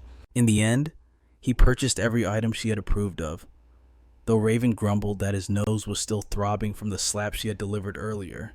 She coldly offered to cast a bit of healing magic if he was so fragile, but the boy refused, his stubborn pride getting in the way. Changing the subject, the boy asked if she wasn't exhausted from the endless dress fittings. He suggested stopping by a popular cafe nearby, but the girl already had a different destination in mind. They ventured into the bustling market, and it didn't take long for the citizens to recognize the Duke walking among them. Whispers erupted about how handsome he was, while the boy grew anxious as merchants began calling them over to their stalls. However, Estrella seemed genuinely radiant, justifying her mood by noting how alive the atmosphere was compared to the frozen north. Ever since she found out, thanks to Daniel's inability to keep a secret, that her future husband loved this specific place, she had been desperate to visit it immediately. They passed a couple who were genuinely in love, exchanging sweet nothings, and the lady of Charlene gazed at their clasped hands with a hint of envy. Driven by impulse, she reached out, attempting to take the hand of her supposed beloved. He flinched at the touch, startling violently and pulling his hand away as if burned. She snapped that his reaction was incredibly rude, asking if he thought she would break his fingers. But the protagonist stammered a weak excuse about his hands being too cold. Estrella knew it was a blatant lie, but she was simply too drained to start an argument right there. Instead, she quickened her pace, declaring that he didn't need to hold her hand at all, and she would walk alone, leaving Raven to wonder if she bought his excuse. But his internal monologue was cut short when he realized the girl had already vanished into the market crowd. His wife seemed far too captivated by the stalls. It took him a while to locate her, just as a bearded man asked if she was truly the lady of Charlene. Suddenly, a small crowd of citizens swarmed around her, all clamoring to know the same thing. They realized she was indeed the famous lady of Charlene from the rumors. A cheerful woman laughed, exclaiming she couldn't believe someone so radiant was the Duchess, expressing pure joy at finally meeting her. Another girl chimed in, saying she had just seen her with Raven and that they made an incredibly cute couple. Considering the terrible reputation she carried, the woman was being shockingly kind, as was her husband. It was the first time in her life that the girl had been on the receiving end of so much warmth from so many people at once. She was struck speechless, unaware that her silence was beginning to draw the wrong kind of attention. One of the onlookers whispered that the lady hadn't responded, while her friend suggested she was too arrogant to speak to commoners. Then came the murmur that her appearance resembled a witch. That single word was enough to trigger a nightmare. A memory flashed a man screaming that it was all the witch's fault, blaming her for the monsters, demanding she be sacrificed to the beast. She began to drown in that dark spiral of trauma, completely dissociating from the present moment. She was only pulled from that mental fog when Raven stepped into her line of sight. He stepped forward with authority, announcing he was glad his wife was popular, but reminded everyone that they were in the middle of a date. The crowd immediately backed off, worried they had offended the nobility, and quickly dispersed to give them space. However, one voice managed to catch Estrella's attention before they left. A very kind elderly man smiled warmly, asking that if it wasn't too much trouble, would she please grace the market with her presence again. For the first time, it felt as if the Lady of Charlene was being seen as a person, not a title. A genuine smile graced her lips. She couldn't find the perfect words to express it, but the warmth radiating from her was undeniably real. Perched on the nearby bridge, the girl sat under the watchful gaze of her fiancé. He worried a fight might erupt over the witch insults, but she remained silent. In that moment, she let the world fade away, acting as if the cruel words simply passed through one ear and out the other. Raven broke the silence, apologizing for leaving her side. He explained that these people were ghosts from his childhood faces he had known for years. He admitted he should have bridged that gap sooner. It would have made navigating the social waters much easier for Estrella. Flustered but grateful, the girl dismissed the apology.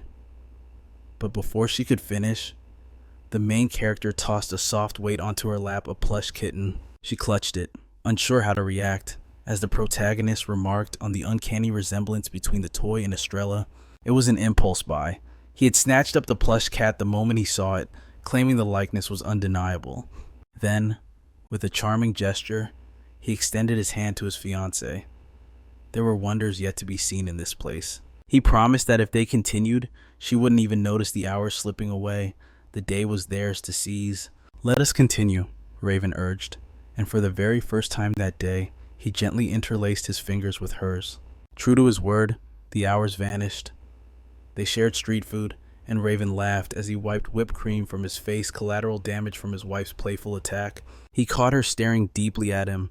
Estrella was internally applauding, convinced this was a masterclass performance by the Empire's most notorious womanizer. As the sun began to bleed into the horizon, signaling twilight, he suggested it was time to return. Estrella beamed, clutching her plush kitten. This time, the smile reached her eyes, no mask required. Earlier, his kindness had stunned her into silence. But as her mind cleared, a burning question rose to the surface. She needed to know, why was Raven showing her such tenderness? The question caught the boy off guard, forcing him to pause. However, had the girl known the answer that awaited her, she would have swallowed those words and never asked at all. With a confused tilt of his head, Raven asked why she suddenly needed to peel back that layer of truth. She insisted it was mere curiosity. She demanded to know why he treated her like a treasure, especially when he still harbored mistrust toward Estrella. Raven sighed. His lack of trust stemmed from ignorance. He still didn't know the true motive behind her decision to marry him. He offered her the floor, giving her a chance to finally unveil the truth. But the lady countered sharply. It was unfair to answer a question with a question. She stood firm, demanding his explanation first. Raven apologized for the delay. The truth was simple. It was because of his nights. He asked if she had healed them. Kate had reported that while the prince suffered in the miasma pool, the princess had purified his entire squad. It was a shock to him. He wondered if she had suddenly chosen to align herself with his cause. That was the main character's deduction, but the rabbit hole went deeper. Beyond that act of grace, she had offered to purify him, declaring she would wait for his return. Kate had intervened, convincing her to sleep, desperate to hide the fact that her master suffered from debilitating seizures. After observing her, the protagonist reached a singular conclusion regardless of her secrets. She would never harm his knights. Furthermore, Raven felt a strange pull, unable to leave her alone. It was like taking in a stray cat that needed protection. But the reason he could interact with her so easily, it was because she didn't like him. This logic baffled the woman completely. Could this man be any more twisted? Unlike before, she wasn't about to give him the benefit of the doubt. She pressed for clarity. Raven explained calmly he was relieved there were no romantic feelings to muddy the waters of their deal. After all, if she had truly held affection for him from the start, this marriage contract would never have been signed. He had made a vow to himself he would never marry a woman who loved him. His answer struck the lady of Charlene like a physical blow. She trembled. Terrified of the answer, she asked the forbidden question, "What happens if I fall madly in love with you?" Raven's gaze didn't waver. He replied with cold certainty, "The moment that happens, our relationship ends." Silence followed them back to the castle. Alone in her room, Estrella lay with her new pet. She stared into its button eyes as if confronting Raven himself, replaying his cruel promise. When feelings arise, the contract dies. She scoffed in disbelief. What an absurd declaration. Even if he claimed he wanted to know her reasons, he would never accept the reality. Even if she poured her heart out, he wouldn't believe it, because the tragic truth was this: in her past life, they had been lovers. The girl whispered the secret aloud, hugging the cat as if it were Raven, confessing to a ghost from a timeline he couldn't remember. She knew the risks. If she dared to reveal the whole twisted truth now, he wouldn't just doubt her. He would think she had completely lost her mind. Caution was her only shield. In this second chance at life, She had to tread far more carefully than she ever did in the past. Rewind to 1 year ago, the nation's anniversary banquet. The girl remembered that night with crystal clarity. Just another dull evening with nothing to mark it as the start of destiny. She felt trapped, suffocated by the endless parade of nobles. She stared into her drink, finding more comfort in the wine than in the hollow company around her. Exhaustion weighed heavy on her soul. She was ready to flee. But then, a whisper rippled through the crowd. Lord Raven had arrived. That name struck a chord. It wasn't just familiar. It was etched into her very being. The heir of the Dyer family. He stood there, besieged by sycophants desperate for a crumb of power. It made her sick. Did they truly need to debase themselves so completely for a noble's favor? But the moment her eyes found him, the world fell silent. Time itself seemed to freeze. She couldn't breathe. She couldn't believe the figure standing right there in front of her. That man. She knew him. Across time and space. She knew him. He was the man she had loved with every fiber of her soul in a life long gone. The phantom ache that usually haunted her chest vanished. In its place, a sweet, overwhelming longing bloomed. It was as if the sun had suddenly risen inside her heart. She was drowning in a storm of emotions she couldn't comprehend. How was this happening? Why now? But the cruel reality hit her. Raven looked at her with zero recognition. Estrella's heart broke, wondering how he could have forgotten the incredible history they shared in their past lives. He walked past her like she was a ghost, just a stranger in the crowd. Tears stung her eyes. That moment of indifference became her fuel. She had to find him again. That day, words failed her, not just from sorrow, but from a blazing, irrational anger. She felt like an absolute fool. She had prayed to find him, yet the moment his imposing figure appeared, terror seized her heart. She couldn't handle it. She fled the ballroom, rushing blindly into the empty hallway, and collapsed to the floor, letting the tears flow freely. The truth was a jagged pill to swallow. She knew if he possessed even a fragment of her memories, he wouldn't love her. He would hate her. Back then, she hadn't realized the weight of her sins. But now, none of that mattered anymore. She was here for one purpose. She had sworn an oath to the heavens to do the impossible. She would secure the happiness of the man she loved, no matter the cost. Yet, fate is a cruel mistress. Since arriving at the mansion, control slipped through her fingers. Standing by Raven's side, she was allowing herself to feel emotions she had no right to feel. Her only goal in coming to this place was to earn redemption for her actions. Instead, she was being punished by her own selfish ambition. The next day, under the morning sun, the Lord surveyed his soldiers at the training grounds. His mind drifted to practical matters. It was time to assign a dedicated squire and a lady-in-waiting for Estrella. However, his train of thought was shattered.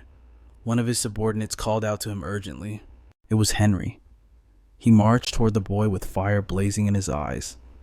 He declared that the Lord had gone too far this time and demanded he come to the castle entrance immediately. Worried and confused, the boy demanded to know what crime he had supposedly committed. But his questions died in his throat when he noticed a small presence waiting there. A child. A child who was basically a miniature carbon copy of the protagonist. And this little clone was asking if he was his father. But let's rewind a bit. Before this chaos, he had bid farewell to Estrella. It was strange. She didn't even offer a friendly little wave to her fiancé before disappearing. She seemed distant that morning. Very different. The day before, she had requested to visit a bookstore they passed during their outing, and he had naturally agreed. But Raven tried to suppress his anxiety. After all, Estrella was strong enough to explore on her own. Perhaps he was just overthinking. Meanwhile, his nights were engaged in a much more poetic activity, shameless gossip. Theo was desperate to know what the commander had whispered to his fiancée. And Daniel, he took the stage, reciting the words with dramatic flair. As much as I adore seeing how admired my fiancée is by you all, we are on a date. So, may I have her attention back? How did they know? Because these loyal idiots were acting as secret escorts during the couple's private date? The first squad commander couldn't believe his ears. It was cheesy enough to be a line from a romance novel. The comedy show ended abruptly. Raven arrived, delivering a sharp flick to Daniel's forehead. He didn't lecture them, he just laughed with terrifying irony, noting that if they had time for such nonsense, they clearly had energy to burn. Back to training. He didn't spare Theo, either. He took the chance to smack him as well, since he was the audience most invested in this gossip. The protagonist realized he definitely needed to select trustworthy men and a personal maid to accompany Estrella. That way, she could roam wherever she pleased, just as she was doing today. That was the moment the butler interrupted his thoughts. He insisted the boy had crossed the line and needed to report to the entrance immediately. Utterly confused, the boy asked what on earth he was talking about. What had he done? Then, a voice cut through the air, saying they were very happy to meet him. The little child looked exactly like a shrunken raven, and the question dropped like a bomb. Are you my daddy? The boy froze solid. His mind went blank. His mind. After all, it's not every day an illegitimate child shows up at your doorstep. Pointing a trembling finger at himself, he asked if the creature meant him. The boy just laughed, confirming his worst nightmare. The kid seemed to be having the time of his life, unlike our protagonist, who was standing there, absolutely horrified. Theo, the squad's resident gossip king, smelled blood in the water and immediately pieced the situation together. A lost little boy claiming the commander was his daddy. It was a scene straight out of a scandalous romance novel where the secret illegitimate heir suddenly returns. Meanwhile, Henry the butler looked ready to faint from the stress, practically begging to know when his master had found the time to father this child. Fortunately, Raven had an ironclad alibi. He knew for a fact he wasn't the father. Of course, he couldn't exactly shout to the world that he was still the crown prince of virgins. He had to concoct an excuse fast, all while withering under the piercing guilt of the child's heartbreakingly sad stare. Ignoring the urge to defend his honor to Henry, Raven dropped to a crouch before the boy and asked where he had come from. The child opened his mouth to speak, but survival instincts kicked in, and he froze. Tears welled in his large eyes as he asked if the nice man would throw him away after he answered. Even though Raven promised he wouldn't, his inner thoughts were definitely plotting an escape route. Deciding to pivot, the commander changed the question, asking how old the little creature was instead. The toddler fumbled with his chubby fingers, showing 3, then 5, before proudly clarifying he was turning 6 this year because he was a big boy now. Raven had to admit, the kid was lethally cute. Suddenly, Daniel interrupted the moment, holding up a hand as he pieced together a dangerous line of reasoning. Their commander was 24, which meant when this boy was born, Raven would have been a fresh graduate just leaving the academy. But Daniel never finished his equation because a fist introduced itself to his face, silencing the madness instantly. Raven made it clear there was absolutely zero statistical probability that this child was of his bloodline. However, his resolve crumbled as the little one stared up at him with those abandoned puppy dog eyes, making the poor lord grit his teeth in frustration. It was terrifying how much the boy resembled a miniature version of himself. Had he somehow reproduced by accident without knowing, he couldn't imagine a more horrifying reality. Just as panic set in, Kate arrived to save the day. Knowing Henry wouldn't let this slide, he cut through the chaos, explaining that he had studied alongside Lord Raven, a man so obsessed with excellence that he graduated top of his entire class. Immediately after, Raven had vanished into the wilds on a relentless monster hunting campaign. He had been far too busy surviving to have a romance, let alone a child. Therefore, the boy's claim was impossible. With the rumors squashed, he suggested they stop this meaningless interrogation and bring the young guest inside. He warned the other soldiers to stop indulging their wild fantasies, and the group finally retreated indoors. A short while later, safe in his office, the Lord asked for a status report on the child. The servants replied that he was fine, currently being doted on by Theo and Daniel, who were bickering over him like an old married couple. With his patience running thin, Raven got down to business. The butler stepped forward, noting that the investigation was ongoing. However, an inspection of the boy's belongings revealed a shocking truth. He was a relative of Estrella and a member of the Viscount Chebest family. That changed everything.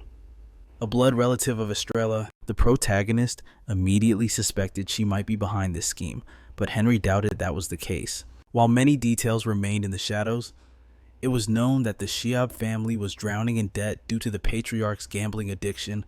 In light of that, there was a high probability the boy had been sent here as a commodity to be sold. It wasn't unheard of. History was full of family heads selling off children, disguising the transaction as a noble adoption among aristocrats. They might call it adoption on paper, but in the dark underbelly of high society, it was nothing more than buying and selling human lives to rich and malicious nobles. It was a tragedy that such a small soul had traveled so far alone. Yet, they knew too little to trust him fully. Regardless of Viscount Chebest's intentions, they had to be careful about accepting the child into their fold. Kate's gaze turned icy as he stated the hard truth: if the boy posed a threat, they would have no choice but to eliminate him immediately. The suggestion was so cold and absurd that it forced his master to rise from his chair in shock. Even Raven, who wasn't exactly a saint, had to admit that killing a child was crossing a line. He scoffed, noting that his knight always jumped to the most sinister solutions imaginable. Raven drew a line in the sand. Even if trouble followed, they would not kill the child, and he forbade it. He asked if Kate had forgotten the pact they made years ago. They had been mere children when that promise was made, yet, despite the passage of time, the boy had never let go of that commitment. Chastised, Kate lowered his head and apologized for his rash judgment. The protagonist ended the meeting there. With so many shadows hanging over them, it was far too early to decide the boy's fate. Raven dismissed the servants with a sharp wave of his hand. The butler escorted Kate out of the room, though the young knight's eyes lingered, heavy with doubt about leaving his master behind. Meanwhile, Raven watched the heavy doors close, a chill settling in his chest as he thought of the boy's frozen, emotionless expression. But deep down, he knew the truth. The Empire itself was the monster responsible for turning Kate into a living weapon. His true name was Kate Lopes. He was the heir to the Lopes bloodline, a clan that had lived in the shadows of the Dyers for generations, executing any order necessary to shield the head of the household. It was a cursed existence, because the Dyer family held the keys to the protective barrier that shielded the entire continent. They were eternal targets, not just for imperial conspirators, but for the hungry eyes of neighboring nations. To serve the Dyers with absolute loyalty, the Lopes family had forged a brutal creed: they would kill without hesitation and die without regret. That was simply who they were. From the moment they could walk, they were broken and rigorously trained to be perfect instruments of war. Raven sighed, staring at his own hands. When he really thought about it, things were improving, if only little by little. Yet, it wasn't enough. A desperate wish echoed in his soul. He just wanted his friend to know the warmth of a normal life. Far away, in the sanctuary of a bookstore, Estrella was lost in a world of ink. She was agonizing over a critical decision. What story would she lose herself in next? She was torn between a novel titled I Swapped Bodies with a Doki Doi Prince and If I Could Become Your Maid. Suddenly, Asher approached, grinning as he asked if the choice was weighing on her. His expression softened into a smile. Who knew this man understood the intricate world of romantic novels? With a warm tone, he pointed to the shelf. If you want a light, sweet escape, you should choose the one on the right, he advised. But, he lowered his voice dramatically, if you prefer a novel with heart-stopping tension and development, take the one on the left. It was impressive how much he knew. He confessed his wisdom came from a long history of ex-girlfriends, though he wisely kept the messy details to himself. The Lady of Charlene pursed her lips, staying thoughtful for another moment before making her move. She grabbed I Swap Bodies with the Doki Doi Prince. Asher watched her, recognizing that distant look. He had seen it at parties, a mask of isolation that was becoming all too common for Estrella. Stepping closer, Asher decided to change the subject. You know, he began conspiratorially, I've heard of a very effective method to make someone obsess over you. Estrella stared at him blankly. She couldn't believe she was actually receiving love advice from a famously single, love-starved servant. But Asher saw past her defenses. He knew she was beautiful and understood his captain's hidden worry, so he decided to play Cupid. Forcing the situation won't help, he explained. Try a calmer approach, he suggested. If Estrella suddenly becomes cold and indifferent, curiosity will drive them mad.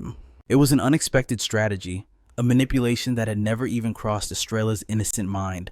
But the thought triggered a painful memory. She remembered Raven's cruel words, I am grateful there are no romantic feelings between us.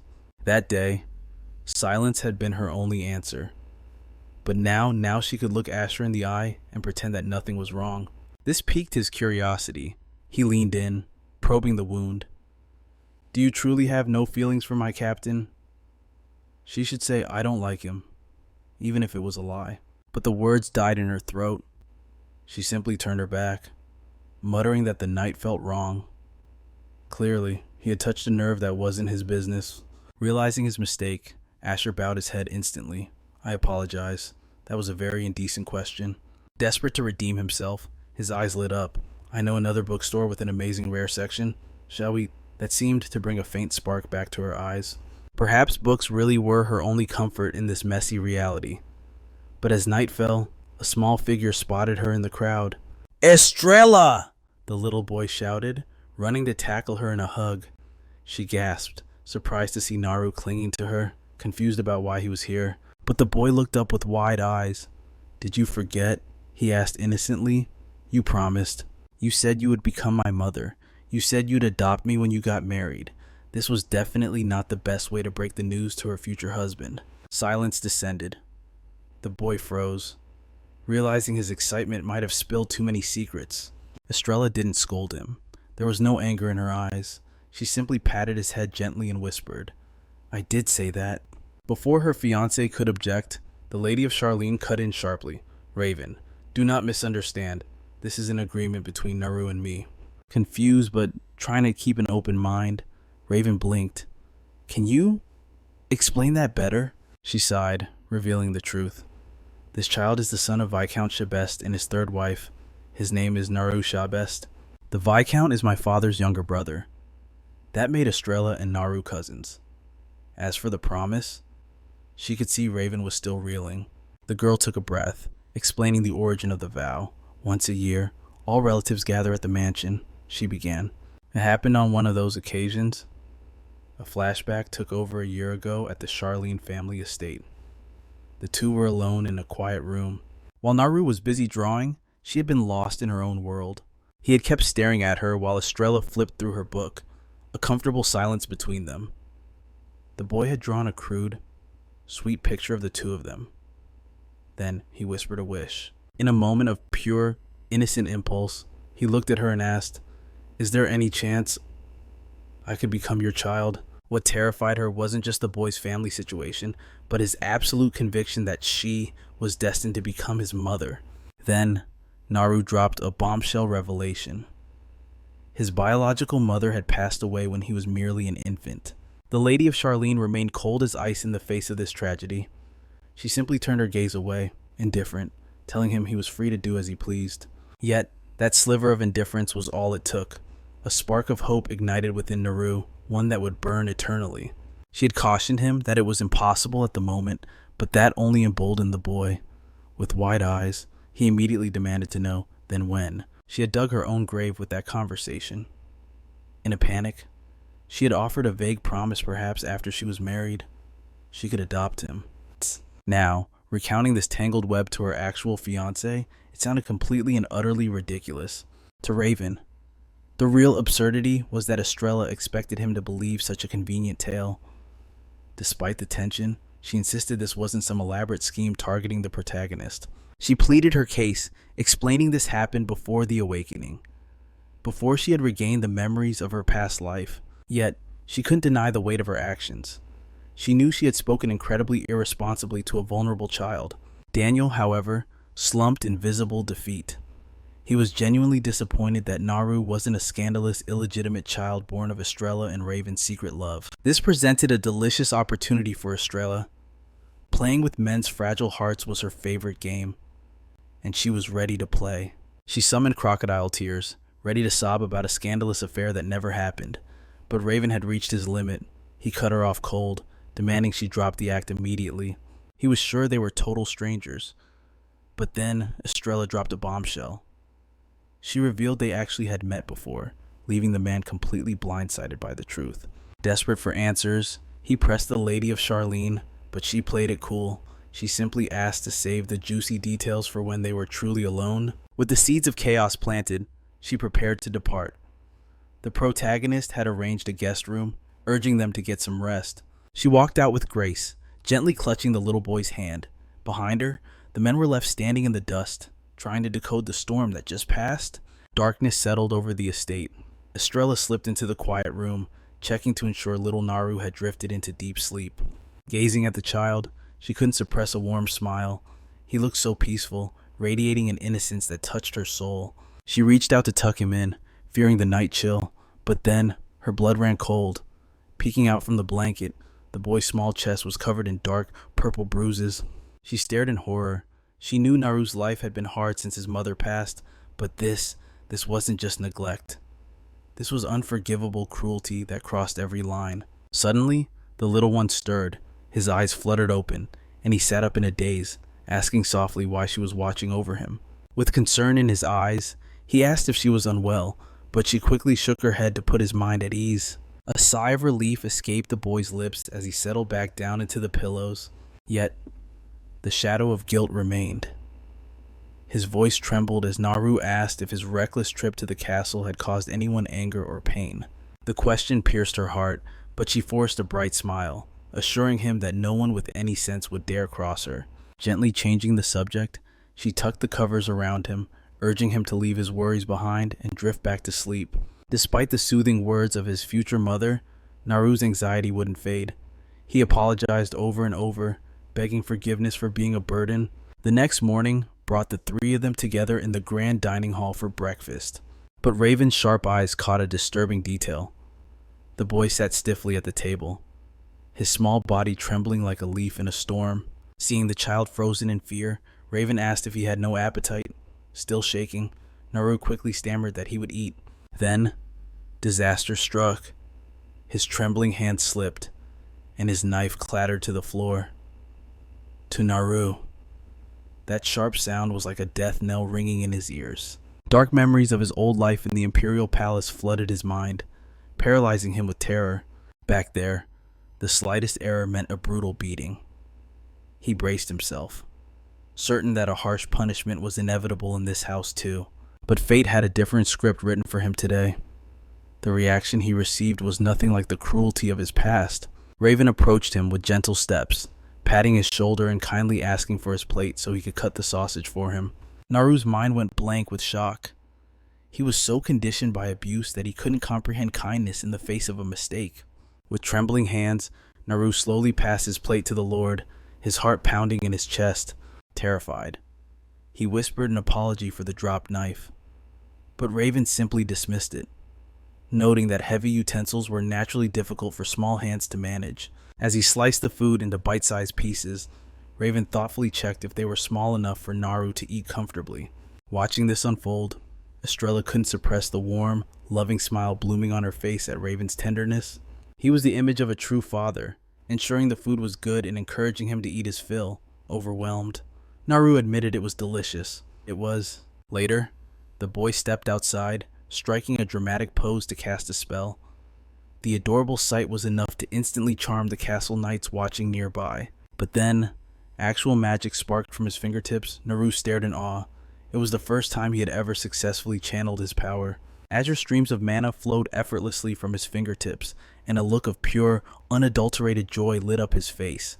With a burst of pure joy, he leaped into Estrella's embrace. The air itself seemed to shimmer as he celebrated the awakening of his own sacred power. The knights hailed him as a prodigy, a little genius in the making, but Estrella simply smiled, noting that such brilliance was destiny for a child of the Charlene bloodline. A legendary healer had been born. Even Raven stepped forward, his cold expression softening into pride for the boy he had only just met. Daniel turned to his commander with a gleam in his eye, demanding to know why the boy couldn't join the Knight Order immediately. Surely, a supreme warrior was in the making. But the protagonist hesitated. Naru was still so small and fragile.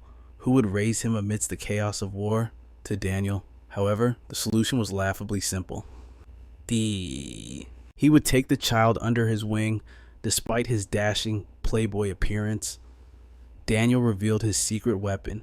He was a devoted husband and a veteran father to 5 children. Seeing his master's flat, unimpressed stare, Daniel faltered. Was his parenting resume not elite enough to seal the deal? But he quickly dropped the comedy act. His gaze turned sharp as he clarified his intent. He was deadly serious about recruiting the boy into their elite squad. He had been observing the children in the shadows, his instincts honed to detect raw potential the moment it sparked. Little Master Naru was exceptionally perceptive and disciplined for his age. Furthermore, despite his disappearance, the Viscount's family remained eerily silent. No search parties had been dispatched. The conclusion was brutal but clear. The boy meant nothing to the noble house of Charlene. A heavy silence fell over Raven as he processed this dark truth. But the moment was cut short as Estrella approached, requesting a private audience with grave urgency. Glancing at Naru, who was now giggling happily in Theo's safe arms, she signaled that the time for pleasantries was over. She needed to discuss the child's fate, a topic Raven admitted was already weighing heavily on his own mind. Once the heavy doors of the mansion room clicked shut, and closing them in silence, the girl apologized for her boldness, yet, seeing the burning curiosity in her fiancé's eyes, she pressed on. Her request was simple, but laden with emotion. Could she keep Naru by her side, at least for the duration of her stay? The Duke pondered for a heartbeat before delivering a cold refusal. The Lady of Charlene felt a spark of anger ignite within her. Regardless of her feelings, he insisted, the child had to return to the Viscount's estate immediately. It was utterly absurd. This was coming from the same man who, mere moments ago, had been smiling like a fool while playing with the boy. Estrella's eyes went wide, shocked by the sudden frostiness of her fiancé. Slowly, the shock faded, replaced by the heavy weight of disappointment as she lowered her head. Desperate to sway him, she played her final card. As soon as their marriage contract expired, she vowed to take the boy back herself. If he doubted her word, they could ink a new clause into their agreement right now. She was willing to stake everything on it. But Raven cut through her desperation like a blade. No matter how many times she begged, the answer would remain the same. He would not waver. He could not protect that child, not even if the boy was suffering at the hands of his own blood relatives. It was a cruel verdict, perhaps too cruel, even coming from our stoic protagonist. For the first time, the girl's voice trembled, cracking under the emotional strain. Did he know the hell that awaited the boy? Why would he make such a heartless choice? But Raven countered with a darker question. If he accepted her reckless request, did she understand the signal it would send to the vultures of high society? Schemers would twist the narrative to fit their greed, convincing themselves that if a pitiful child could earn the Duke's protection, they could exploit that mercy. Others would begin trafficking more children, using them as bargaining chips to forge a direct connection to the powerful Dyer family. And in the end, those innocent souls would face the same abuse and neglect that Naru suffered, discarded when the scheme failed. The realization hit her hard. He was right. If they saved Naru this way, a line of orphans would appear at their gates, used as pawns to prey on the Dyer family's pity. Yet, could they simply send him back into the lion's den? Who knew what horrors awaited the boy in that house? She tried to find a middle ground, pleading for him to let the boy stay under the Charlene banner until they could secure his father's formal permission. But the protagonist's gaze turned glacial. Why? He asked. Should the Dyer family extend its reach so far? Why risk everything just to satisfy her personal sense of justice? Good heavens. The man was being ruthless. He drove the final nail in the coffin, reminding her cold-heartedly that they were not a real family. They were merely business partners bound by ink. Those words pierced the Lady of Charlene's heart deeper than any blade could have. Rage bubbled within her. She wanted to scream, to destroy him right there. Instead, she swallowed her pride, admitting defeat and apologizing for the disturbance. The illusion shattered. At the end of the day, they were nothing more than two strangers haunting the same halls. But tragedy struck. Though the door was closed, little Naru had heard every word. The light in his eyes died as he realized there was no hope left for him. Later, beneath a garden gazebo, a banquet of decadent sweets was served. Yet, the boy stared at the treats with a face pale as death, looking as if he had seen a ghost. As he sat for tea with Estrella, she immediately sensed the shift. Her heart tightening, she asked what was wrong. The little one struggled for words, hanging his head, then, forcing a heartbreakingly fake smile onto his lips, he lied. He told her he wanted to go home. Estrella froze. Suspicion gnawed at her. Had he overheard their argument? She moved closer, her voice soft and trembling with emotion. She explained that he didn't have to return to that nightmare if he didn't want to, and if he was worried about causing trouble, he didn't need to be. She swore she would be his shield and guarantee the boy would never suffer in the Viscount's house again. Even so, the child backed away, denying her help with trembling lips. He claimed he was simply tired of this place, far from his father and devoid of toys. He insisted it was nothing but boredom. It was heartbreaking to witness a child forced to wear the mask of an adult because of Raven's poor choices. There he stood, insisting on returning to hell, asking if he was even allowed to go home. The very next day, a carriage stood ready for Naru. The knights gathered around, bidding their solemn farewells and thanking him for bringing light to their lives. The boy tried to hide his pain, but those hopeless puppy eyes betrayed his shattered heart. But then, he stepped into the carriage. As it departed, he was watched closely by Estrella, whose gaze held a desperate wish to turn back the hands of time and shield that child from the cruelty of the world. Inside the vehicle, the boy's fake smile instantly dissolved into a flood of tears. The truth was, he didn't want to go home at all. He desperately wanted to stay with the people who had just shown him the warmth of care for the very first time in his life. But he refused to let his presence ignite more conflict. He cried his heart out, trying to convince himself that he was a strong boy who could handle this. But deep down, he was only a fragile child. He should never have to endure such suffering. Meanwhile, amidst the sorrow of farewell, Raven stood inside the palace, his eyes fixed on a painting of his family from his own childhood. Regret swirled within him as he questioned his choices. But his silent introspection was interrupted when Henry found him. The butler had come to report that little Master Naru had departed. The protagonist remained silent, refusing to speak on the matter. However, the loyal butler knew his master well enough to realize that a storm was brewing beneath that calm surface. Henry asked if he felt regret, which confused our boy. The butler explained that seeing Naru brought back memories of his young master, because when Raven was younger, he too kept getting hurt while trying desperately to protect the servants. Trying to offer some comfort, Henry asked if the boy understood that sometimes it was acceptable to be a little selfish. He asked if the main character truly didn't wish to protect little Naru. The question struck a nerve, forcing our boy to pause, feeling that no answer would suffice. Even so, he steeled his resolve and stated that he believed he had made the right decision. But the butler pressed on, demanding to know if the indifference Raven claimed to feel was actually the truth. The boy deflected, commenting on how strange it was to see the man so sentimental, joking that age must finally be catching up to him. Then, he turned to leave, but left alone with his thoughts. The truth surfaced. His deepest desire was indeed to protect that child. However, even with noble intentions, he refused to make a promise he couldn't keep. The reality was cruel, for he didn't know how long he had left to live. He knew that upon his death, he would only leave behind chaos and problems for everyone. He couldn't burden his loyal knights, who had always stood by his side. In the end, he simply couldn't protect everyone. The next morning, in Estrella's chambers, two maids watched in confusion as she began packing her bags. The woman simply stated that she was returning to her own home. That single sentence was enough to send shockwaves through the room. Why would she leave now? The two poor girls nearly collapsed from the shock. She asked if they were anemic, telling them to rest, unaware that her departure was the cause of their distress. Still, the lady of Charlene had no time to waste. She explained that she needed to confirm something with Lord Lopes immediately. She demanded his location, and a maid stammered that he was likely in his office. That was all she needed. The woman vanished from the room, leaving the two maids completely stunned in her wake. The previous day, she had been forced to send Naru away because her fiancé made it clear the Dyer family would not protect the child. But even knowing her position was precarious, Estrella resolved to act alone. She would move carefully to avoid causing trouble for Raven and the others. She had to hurry. She had to go after Naru before it was too late. As expected, Kate was in his office, drowning in paperwork. When he heard the knock, he immediately granted permission to enter, only to be greeted by Estrella, suitcase already in hand. The two locked eyes, the air between them turning cold. Before he could offer a seat, she cut him off.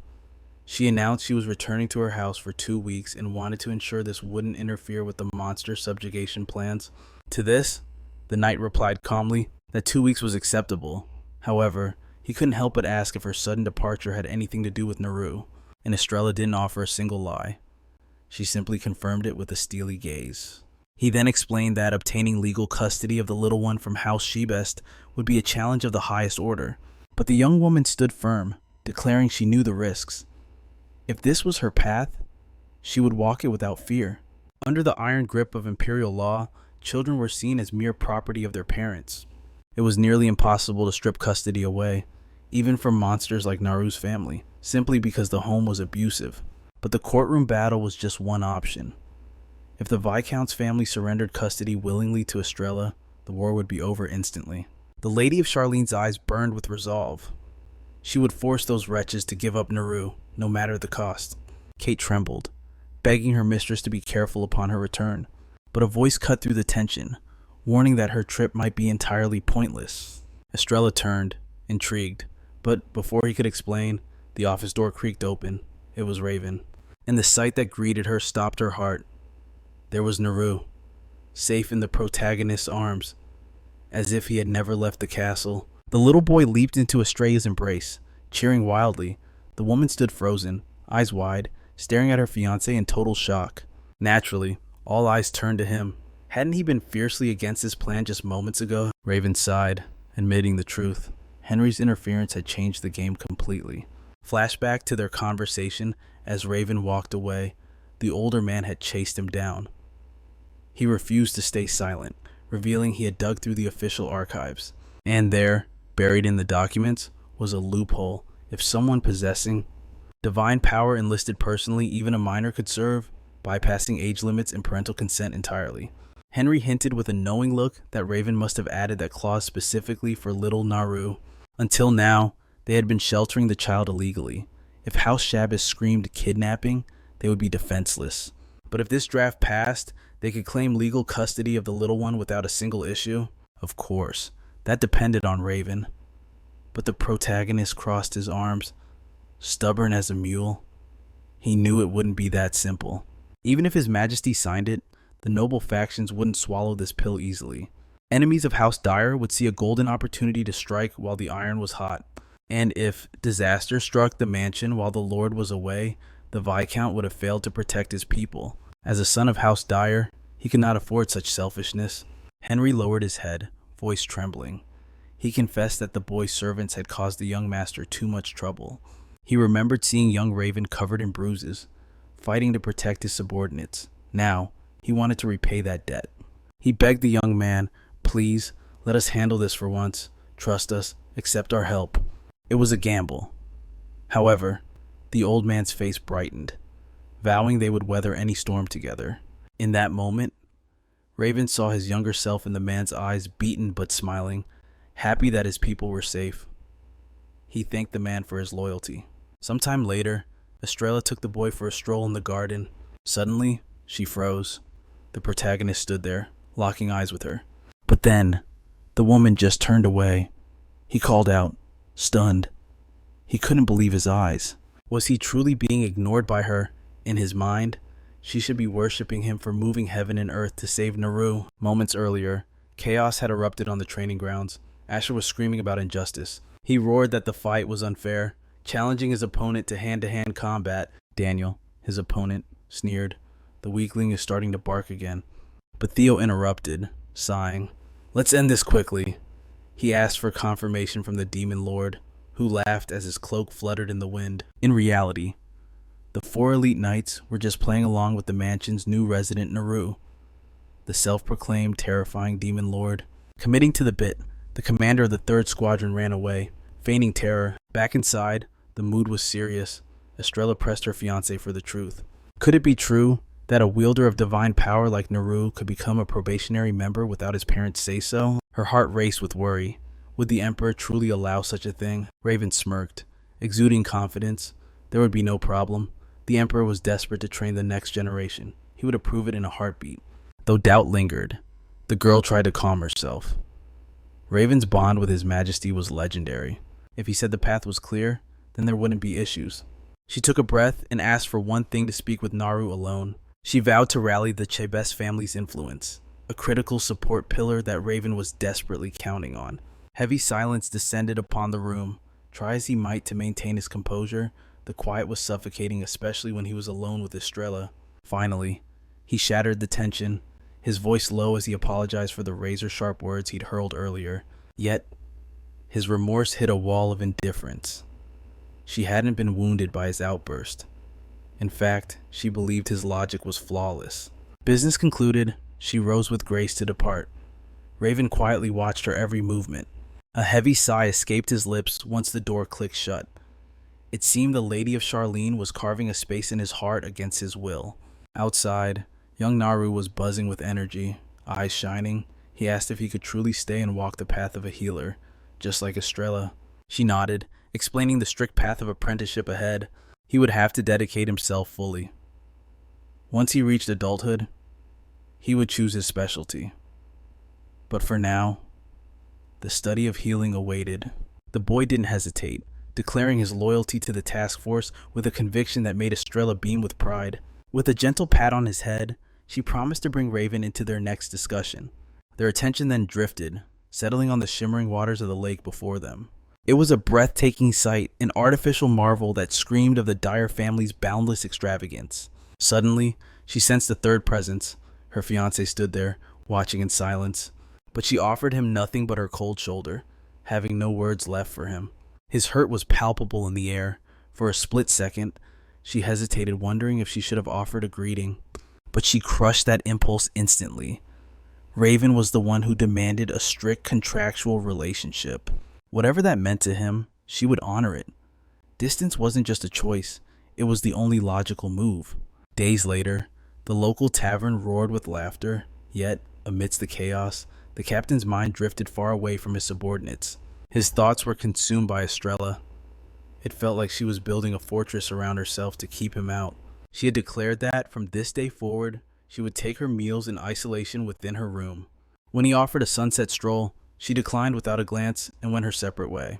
Even when he tried to reach out, she slipped through his fingers like mist, colder and more distant than ever.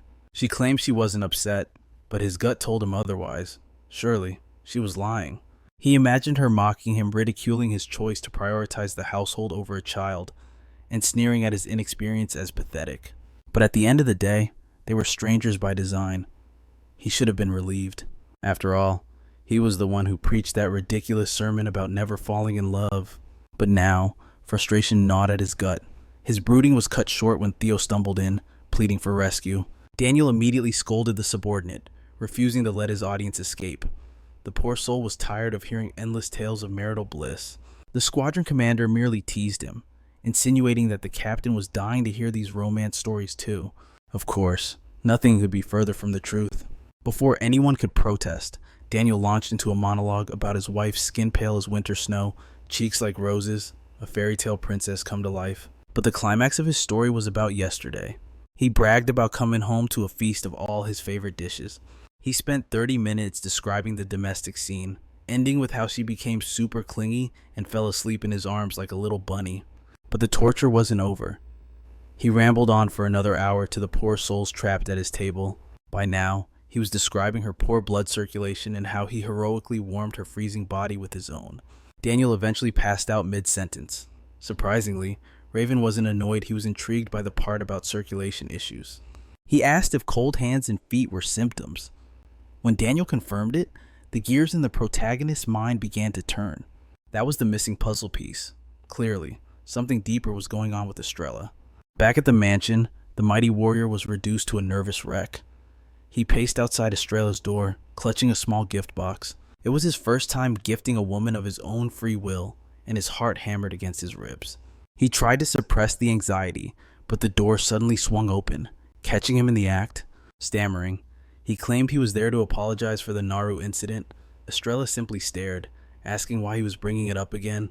She didn't even wait for his excuse. She tried to glide past him, a portrait of icy indifference, but this time, he refused to surrender so easily. His hand shot out, capturing hers to halt her escape. His voice was low but urgent. Why was she avoiding him?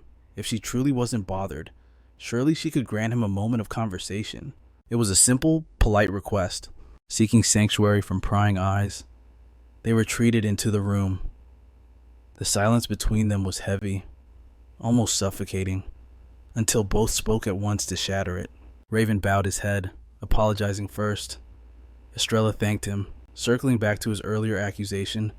She insisted she wasn't dodging him intentionally, but his eyes were sharp. Then why eat alone in your room? Her answer was a cold splash of reality. She claimed she was granting him space, believing it would make him more comfortable. After all, as he once said, they were partners in a contract, not a true family, just a temporary arrangement. Even though it was the truth, hearing his own logic used against him cut deeper than any blade. Still, He summoned the courage to speak. He knew he had no right, especially since he had cast the first stone. But when Estrella looked at him like a stranger, he felt something break inside. A profound loneliness washed over him. Until that moment, he hadn't realized how bitter the taste of rejection truly was. If he had caused her even a sliver of pain, he wanted to apologize from the bottom of his heart. Yet, if she truly was unbothered, he was glad for her honesty. His emotions were a chaotic storm. The Lady of Charlene was baffled. Why was this man always so attuned to the pain of others? She had steeled herself. Accepting his cold words were for the sake of the Dyer family's survival. She tried to remain numb, but his empathy was dangerous. It forced her to admit that deep down, she was bleeding too, even if just a little. Before she could spiral further, the young man pivoted. There was something else he needed to say, though he doubted he had the right to say this either. But Estrella cut through the tension. Do you think I'm a terrible person? The question caught the protagonist completely off guard. She continued, her voice trembling slightly. To say such things was simply unfair. This was definitely not the twist he anticipated. He didn't retreat. Instead, he leaned in. His fingers brushed her cheek, tender and reverent. Raven wasn't offended by her outburst. Actually, he was spellbound. A rare, fleeting smile had graced Estrella's lips, one he had never seen before. Sudden realization struck him like lightning. He snatched his hand back, mortified by his own boldness. Apologies spilled from his lips. His face burned brighter than a ripe tomato. He questioned his sanity over and over. She looked away, confessing the lingering resentment in her heart. His harsh words had left a mark. And somehow, he always held the upper hand. But his admission of loneliness, that was a low blow. It wasn't fair for him to be so vulnerable. It stung. But what truly upset her was realizing how dangerously dependent she had become on the protagonist. She knew his loyalty belonged to the Dyer house above all else. He would support the family before anyone. That fact remained unchanged. That is why, in this timeline, Estrella vowed to be the shield. She would protect what mattered most to him. Still, she refused to play pretend any longer. The suffocating tension had to end. She preferred a relationship where they could breathe. So, with maturity far beyond her years, she proposed a truce, a clear agreement to banish the conflict once and for all. And he nodded instantly, obedient as a loyal puppy. She had to gently remind him to release her hand, flustering him all over again. This behavior was alarmingly out of character. She couldn't help but notice he seemed troubled by something else. The poor man looked like he was on the verge of a cardiac arrest. Under her intense gaze, he seemed to wither. Finally, scraping together his last shreds of dignity, Raven presented the small box he had been clutching. A gift, he mumbled. Confusion clouded her eyes as she lifted the lid. The young man stammered an explanation. It was a warming balm for the skin, specifically designed to help with cold hands and feet. He couldn't even meet Estrella's gaze. He mumbled that letting her freeze was bad for her health, hoping it would be useful. Memory flashed in Estrella's mind. The time they went out, and he had released her hand because of the chill. Had this anti-romance blockhead actually remembered that small detail? A soft laugh escaped her lips. She thanked him, assuring him it was exactly what she needed. And seeing her guard down, it completely disarmed our hopeless hero, too. Seeing Estrella so completely disarmed, it ended up melting our boy's defenses right along with hers. The next morning, Raven waited in the dining hall, his eyes fixed on the door like a loyal puppy yearning for its owner to return home. He tried to steel his heart, reminding himself that even though they had resolved their conflict, Estrella never actually promised to share a meal with him again. However, just as the cold grip of despair began to tighten around his chest, the girl walked in. She apologized for the delay, explaining that little Naru had chosen to sleep in, so he wouldn't be joining them. But none of that mattered. Raven's face lit up with pure joy just seeing her standing there. He immediately promised to have the maids bring the boys breakfast to his room later. With that settled, the conversation turned to their upcoming engagement banquet. Raven asked if the date was still set for 1 month from now, as originally planned. If she had no objections, he would personally handle the invitations. To his relief, she agreed. Then, he dropped the real news. He needed to visit the capital this week, but he planned to stop in the city first to handle some business. Estrella paused. Why was he sharing his detailed itinerary with her? This level of communication wasn't normal for him at all. The realization hit when he finally asked the question, would she like to accompany him? A genuine smile bloomed on the lady of Charlene's face. She didn't hesitate for a second. She suggested they leave the very next day, a response that filled Raven with immense satisfaction. Meanwhile, in a distant mansion, the red-haired schemer from the beginning of our tale was boasting to her friends about how she had Raven wrapped around her finger for his wealth. But then, she read a crucial document. Pure rage surged through her veins. She crushed the letter in her hands, and in a fit of fury, she smashed a priceless vase, terrifying her maid. It was the official invitation to Raven's engagement party. Disbelief washed over her. Had he truly rejected her to marry that wretched woman? Was he out of his mind? Did he expect her to sit back and watch this atrocity unfold? Those two could not be allowed to stay together. Suddenly, a maid who looked more like a trembling prisoner than a servant offered a suggestion. Since the princess would be returning to the capital soon, perhaps hosting a welcoming tea party would be wise. The maid assured her that the gentle princess would be delighted. The red-haired noblewoman snapped an order to the two of them. Prepare the hall immediately. But first, they had to scramble to clean the wreckage she had caused in her tantrum. The imperial capital was vast. With the engagement news coming directly from House Dyer, the streets were buzzing with gossip about Raven and Estrella. It seemed impossible. Was this legendary union actually happening? With the official announcement, the young noblewomen who prayed for the couple's downfall were left in total shock. As if they ever stood a chance against the protagonist. They screamed in absolute despair. The thought of Raven belonging to another woman drove them mad, which was honestly strange. It was truly bizarre, treating the poor man like a designer handbag rather than a human being. Back at House Dyer, the young master gathered his knights. Since he was heading to the capital to announce the engagement, their duties would be suspended. Until his return, they were free to do as they pleased. This revelation stunned Daniel and Theo, igniting a spark of hope. Could it be, were they actually getting a vacation? However, Raven instantly crushed Daniel's excitement. He apologized, but he needed Daniel to handle the escort duties. But he made it clear that as soon as they returned from the capital, he planned to give the poor men a proper break. He was counting on them. That small assurance was enough to reignite their excitement for the journey. The only one who remained unimpressed was Kate, wearing his signature stoic expression. A few days later, the morning of departure arrived. Henry bid them farewell, promising to join them once the final renovations on the castle were complete. Then, with gentlemanly grace, Raven extended his hand to his fiancée. She took it without a hint of hesitation. It was clear their bond had deepened significantly since that honest heart-to-heart. Little Naru joined the expedition as well, practically vibrating with energy. The lady of Charlene asked if he was happy to visit the capital, and the boy nodded vigorously. He explained that simply going out with anyone made him happy, so his heart was full. To make the child beam even brighter, the prince mentioned they would stop to explore various cities along the way. Naturally, the answer was a resounding yes. As the carriage rolled out, Kate maintained a vigilant watch from the outside. They traveled through breathtaking landscapes. Theo, also on guard duty, kept Naru entertained with a ring toss game. They even won a stuffed bear for the boy and feasted on delicious local food. Although Kate kept his usual grumpy face, the atmosphere inside the carriage softened as Estrella leaned gently against the prince. Exhaustion finally claimed her, and her head drifted onto his sturdy shoulder.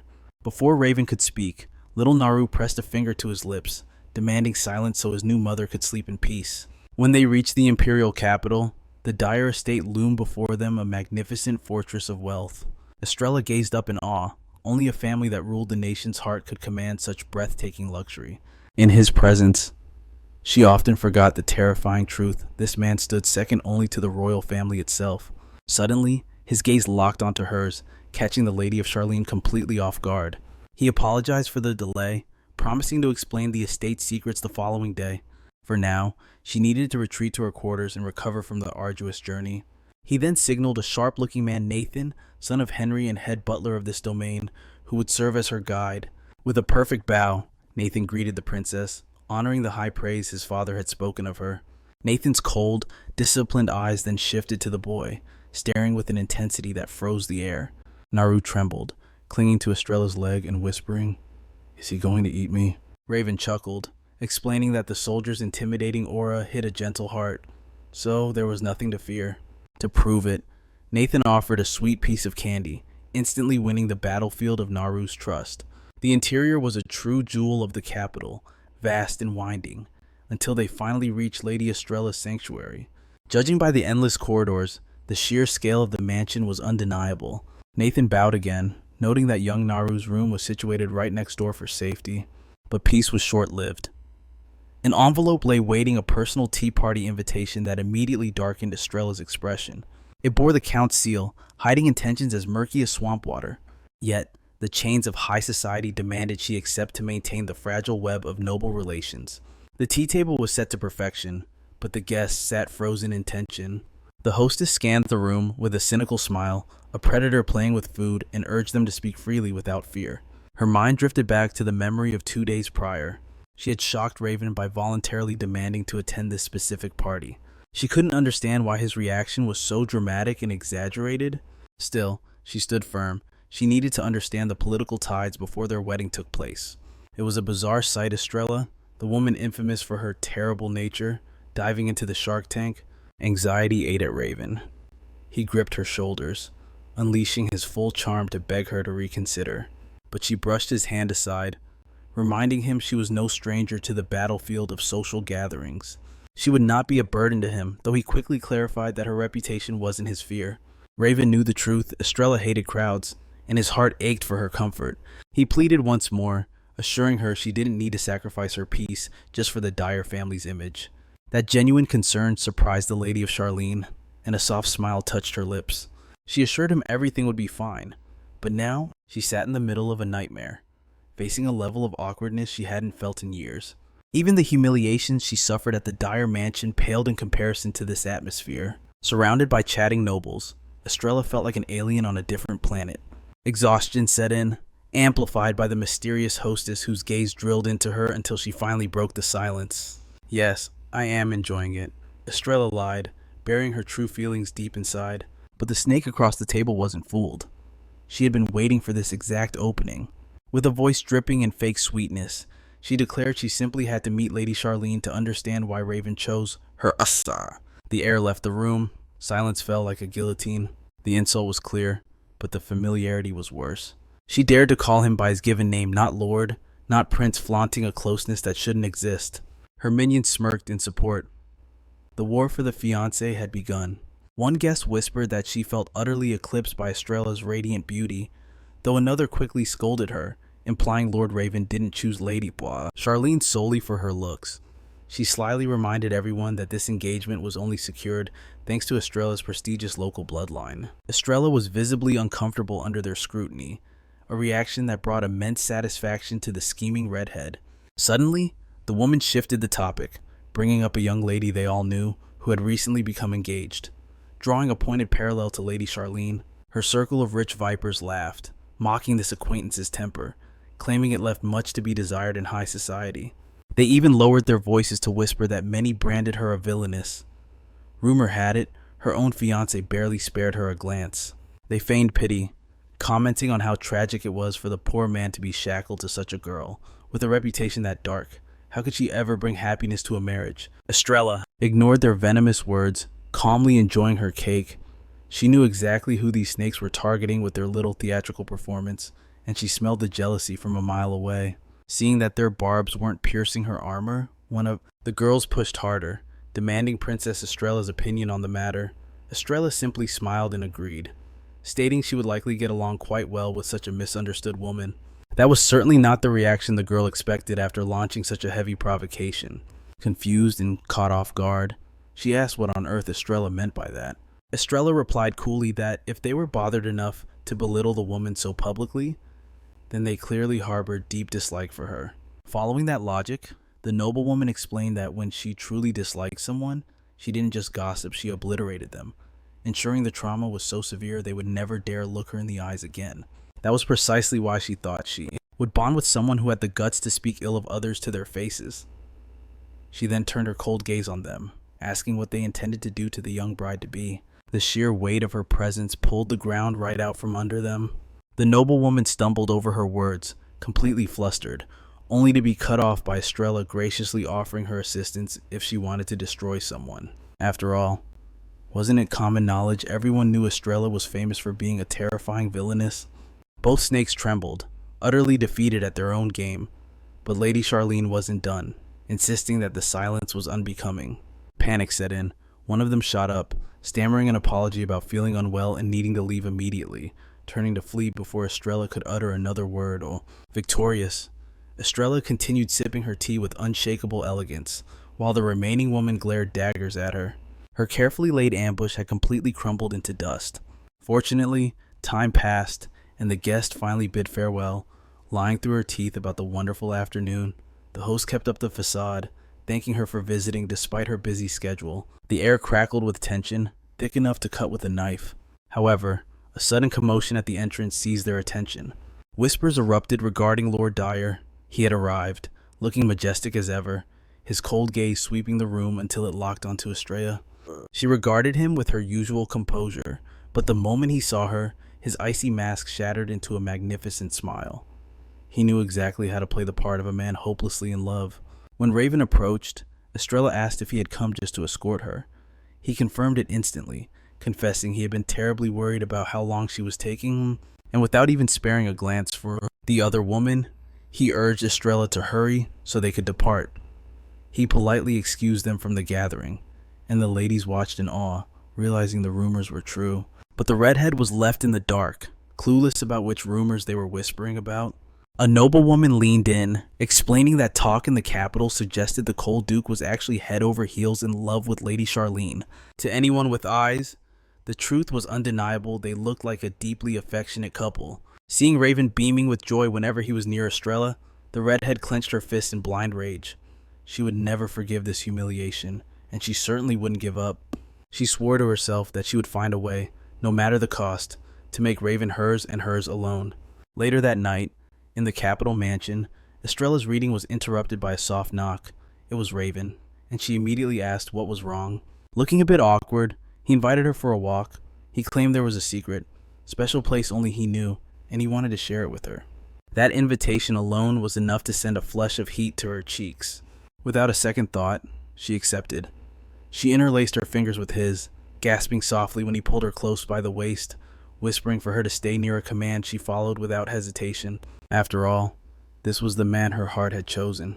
Just a short while earlier, Raven had been sipping tea served by his butler. Nathan noted the long day, seeing his master exhausted from a mountain of endless paperwork. Then, Nathan slyly changed the subject, mentioning a meteor shower that night and suggesting the master might want to invite Lady Estrella to witness it. It wasn't usually his style to do such romantic things. The only reason he was meddling, his father had issued a strict command: create the perfect romantic atmosphere for the couple's stay in the capital. Although the butler's plan was flawless, our dense protagonist suggested dragging Naru along as a third wheel. Nathan shot that down instantly, arguing that waking a sleeping child was a recipe for disaster, forcing Raven to abandon the thought. However, a heavier weight pressed on his mind. Estrella had endured the battlefield known as a noble tea party earlier that day. She must be exhausted. She might even be deep in the realm of dreams by now. Regardless, he gathered his courage and knocked softly on her door, checking if she was still awake. When she confirmed she was up, her response was sharp and immediate. She asked exactly what business he had with her at this hour. He revealed his hand. A meteor shower was gracing the heavens tonight. If she wasn't too drained, he wanted to whisk her away to a secret sanctuary within the palace, a place only he knew existed.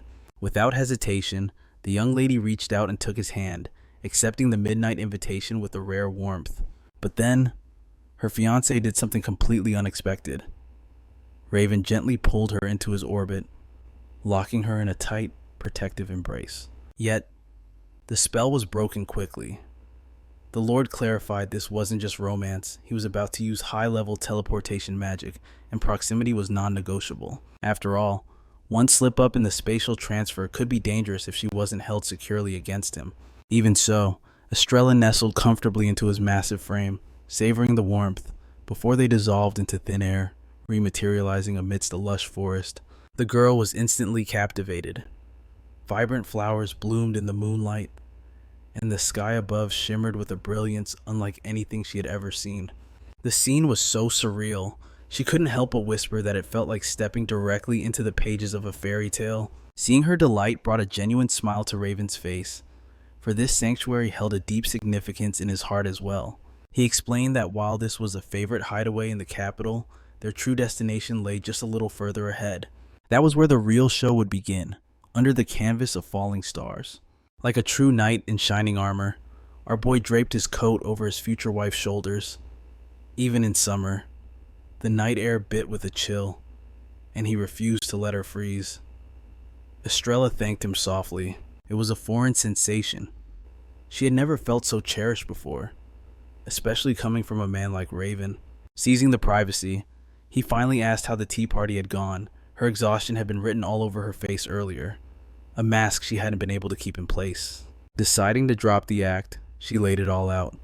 She recounted every detail of the skirmish, finishing her tale as if surviving a social war was just another Tuesday. The story made Raven burst into laughter until his sides ached, particularly the part where she boldly branded herself a terrible woman right to their faces. Lady Charlene blinked, unsure if he was mocking her. She hesitantly asked if she had blundered, confessing that navigating the snake pit of nobility wasn't her strong suit. But the main character understood her position perfectly. He despised the serpentine, indirect speech of the nobles just as much. This surprised her. She assumed a high-ranking lord would condemn her blunt methods, but he was completely on her side. To his eyes, her way of handling the vipers was nothing short of magnificent. It might have been the first time he had offered Estrella such unfiltered, direct praise. Being a man of conviction, he added that since the other women fired the first shots, she was merely exercising her right to self-defense. Then, he dropped a bombshell. He clarified that he had a deep appreciation for strong women, women exactly like Estrella. She was left completely speechless. It was perhaps the most shocking revelation she had received from her fiancé in recent memory. Recovering her wits, she seized the chance to tease him, asking if that meant he enjoyed being dominated. The protagonist froze, jaw-dropping, before frantically stuttering that wasn't his point at all. But Lady Charlene wasn't letting him off the hook, insisting that his words certainly implied a specific preference. The boy broke into a cold sweat under her interrogation, but he used the vulnerability of the moment to pivot. He admitted that such dynamics weren't uncommon in his homeland. His parents had been trapped in a nightmare marriage. Every time his father paraded a new mistress, his mother became the kingdom's punchline, a laughingstock who never once raised her voice in protest. She swallowed every ounce of that humiliation in suffocating silence. He recalled a vivid memory, the sting of her hand slapping his face during one of her outbursts, fueled by the poisonous rumors swirling around them when he was just a child. He had been too young to comprehend why he was the target of her wrath. There is no justification for striking a child, regardless of a mother's pain. Even now, fully grown, those scars hadn't faded. Estrella seemed to peer directly into his soul in that instant, her gaze filled with a profound sorrow for the boy he once was. It took him a moment to realize she was staring. Yet, even when their eyes locked, Estrella refused to look away. Her expression held a raw, unfiltered pity. Desperate to lift the heavy atmosphere, he cleared his throat and clarified. He simply meant he preferred strong partners, even a villainess like her. That earned a dry, hollow laugh from Estrella. She asked if he realized that labeling someone a villain wasn't exactly the highest form of endearment. Still, she recognized his attempt to open his heart. She told him to rest easy because she was strong. She had the power to protect him too. For the first time that night, a genuine, unburdened smile graced Raven's lips. He couldn't wrap his head around it. This woman, labeled despicable by society and presumed to hate him, was offering him shelter. Unlike before, he didn't push it away. He simply accepted her comfort, vowing to carve this moment into his memory forever. The forest whispered with an ethereal beauty as they finally arrived at the sanctuary he had been longing to show her. Estrella's eyes widened, reflecting the heavens themselves. A perfect meteor shower cascaded above, painted flawlessly upon the mirror-like surface of the lake. Entranced by the celestial dance, they barely felt their fingers graze. A spark jumped between them. They pulled back, locking eyes as if sharing a silent, forbidden secret. Perhaps it was the moon's enchantment, but tonight was different. He had looked at Estrella 1,000 times, yet now her gaze pulled him in like a deep trance he never wanted to escape. Meanwhile, deep within the golden walls of the imperial audience chamber, Whispers circulated. The Duc d'Ayer's heir was defying all expectations yet again. Even the king found it utter madness. To think the boy had taken in a child from the notorious House Chavest, it was unheard of. As for the petition allowing young knights to enlist without parental consent, the king smirked. He was inclined to approve it, purely to bolster the empire's military might. The noble faction would be absolutely livid. Of course, the king questioned if this defiance would cause a rift with the duke, whose seal was still required. Yet, the answer was simple. If young Naru had the strength, there was no issue. The Lord was merely paving the path for his son's ambitions. It was truly a sight to behold. His Majesty's faith in Raven remained unshakable, solid as a fortress. A heavy sigh escaped him. If only the two factions shared a closer bond. This suffocating political tension could have been dissolved long ago. Defeated by logic, the king made his move. He commanded that Raven be summoned to the castle immediately. Destiny was calling. Back at the D'Ayer mansion, Estrella's face was twisted into a grimace so deep it threatened to age her 10 years in a single heartbeat. She was facing a catastrophe of epic proportions, and at this point, her frustration was so high she might accidentally devour Raven whole out of sheer panic. Ever since the incident with Naru, the winds had shifted. Raven's cold exterior had melted, replaced by a warmth she wasn't ready for. Especially yesterday, under the falling stars, they had gazed at one another not as allies, but like two souls deeply in love. Ah! Estrella slammed her head against the table with a resounding thud. Her maid shrieked, terrified by their mistress's sudden descent into madness. Something was clearly wrong. She looked like a reanimated corpse that had forgotten how to live. Panic clawed at her throat. If her fiancé discovered her genuine feelings now, her entire master plan would crumble into dust. Flashback to 6 months ago, when the memories of her past life crashed into her mind at Lady Charlene's house. Marriage was the last thing on her agenda. Even if Raven possessed the same soul, without his memories, she would be meeting a complete stranger. It was a terrifying gamble, yet, despite the danger, she couldn't stay away. Curiosity pulled at her heartstrings with an irresistible force. The more she uncovered, the darker the truth became. The protectors were cursed with tragically short lives, burning out like candles in the wind. She found the records a graveyard of names. Protectors like Raven were slaughtered by monsters, and even the legendary survivors never saw past their 40th winter. It was a cruel, blood-soaked destiny. Estrella swore an oath she would never watch her fiancé sacrifice himself for the world again. That was her mission. If their enemies were mere monsters, she would stand as his shield, using her awakened powers to rewrite his fate.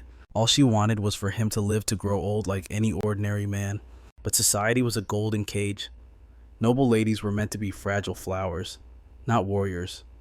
Riding horses was forbidden, let alone wielding a blade. Joining the monster hunt seemed impossible.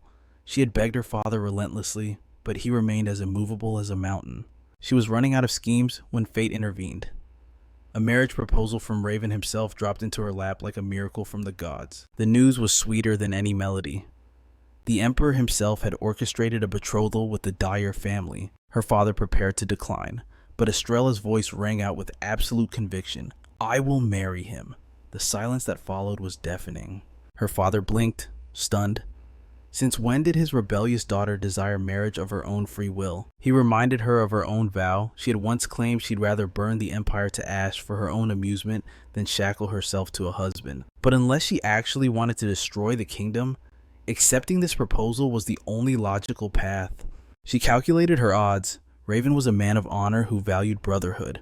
Surely, he would respect her power as an asset on the battlefield. Negotiating the contract marriage was the easy part. The terrifying unknown was what lay beyond the signed papers.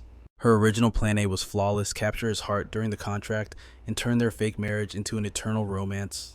Plan B was survival, prove her worth as the knight's indispensable healer, stay by his side even after a divorce, and then make the protagonist fall for her. Those plans had seemed brilliant in her mind.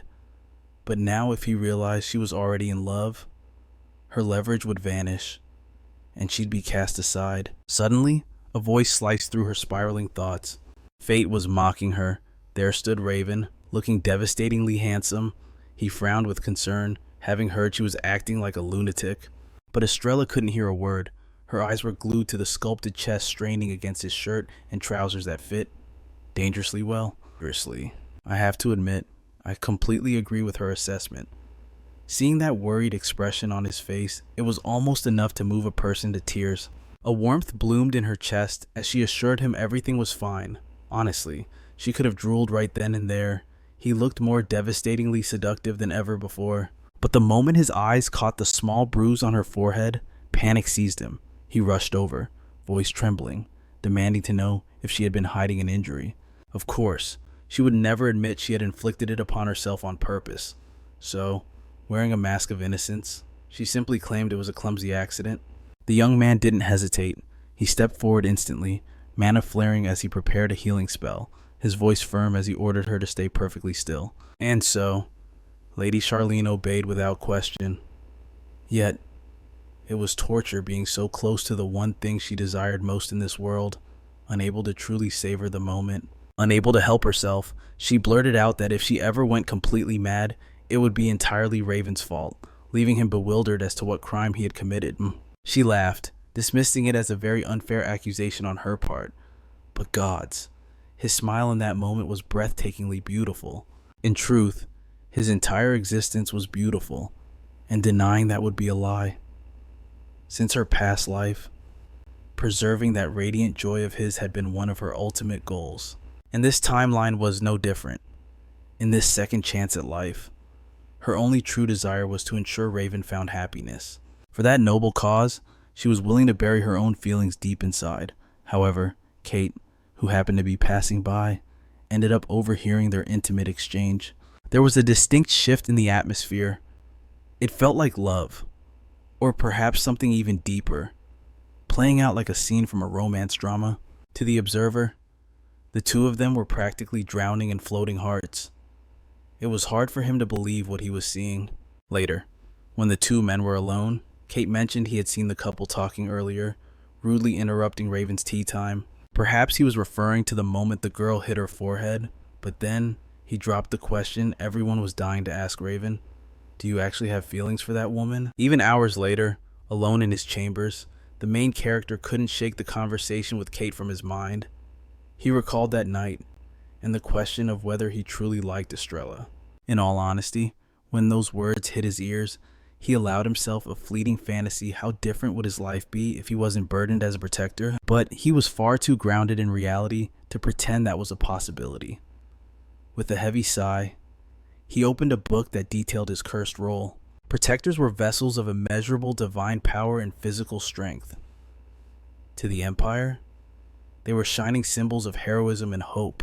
At least, that was the pretty lie fed to the public. In reality, those charged with sustaining the protective barrier were nothing more than sacrificial lambs.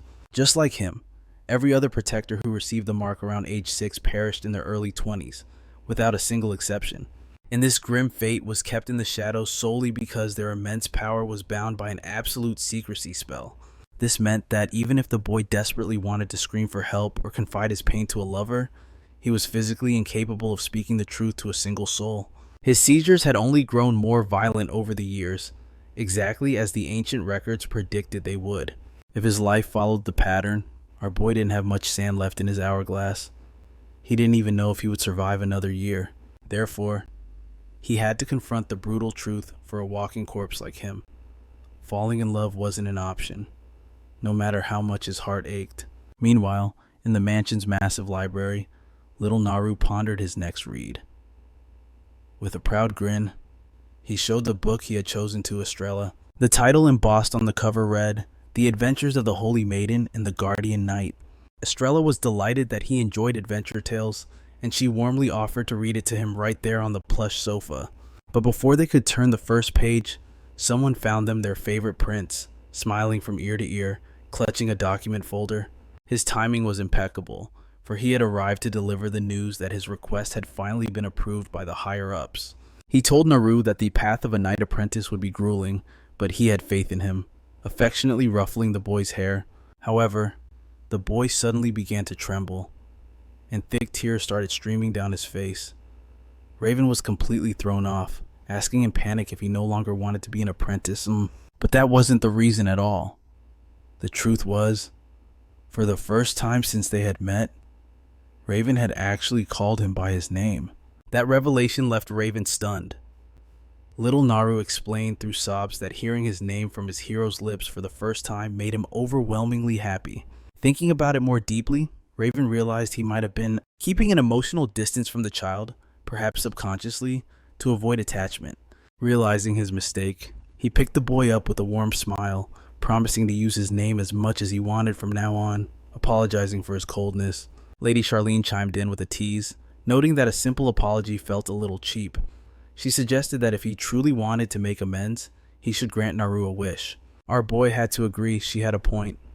So, he turned to the child and asked if there was anything his little heart desired, shyly. Naru pointed to the book in Estrella's hands, saying there was a story he really wanted Raven to read to him. To his surprise, the protagonist's reaction was immediate and warm. He moved closer, promising to read it as many times as Naru wished. Settling into the library's comfort, he began weaving the tale of how the Holy Maiden didn't slay the Demon Lord, but instead befriended him. And after securing peace for the world, she and the guardian knight who stood loyal by her side lived happily ever after. And with those hopeful words, the story came to a close. The little boy was enchanted by the story and immediately dashed off to grab another volume, leaving the two adults in a sudden, intimate silence. Estrella's gaze lingered on the book cover while Raven watched the child with a warm smile, but then the words slipped out before she could stop them. They never actually got married, you know.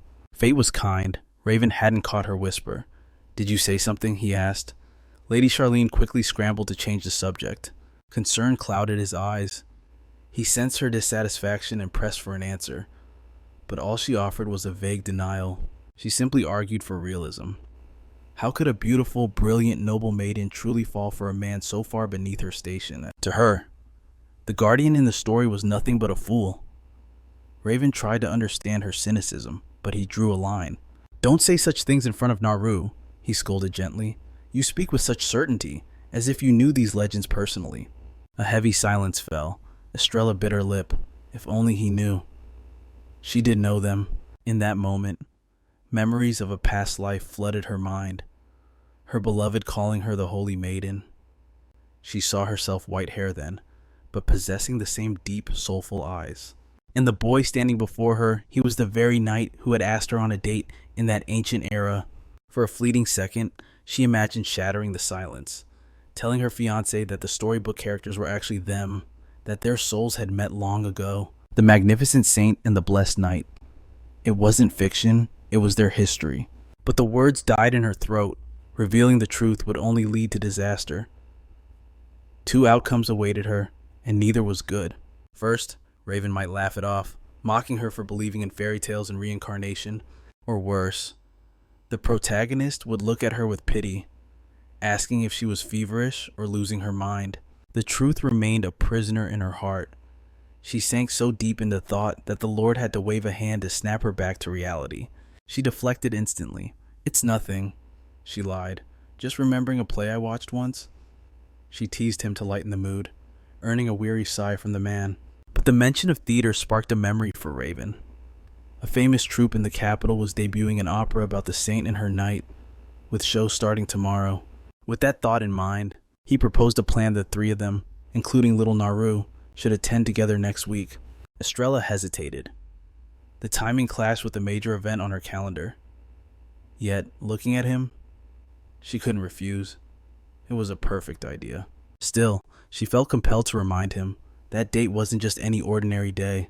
"Let's make it a celebration for your birthday," she suggested warmly. Raven's expression darkened instantly. He lowered his head, hiding the shadow in his eyes. His destined death was creeping closer.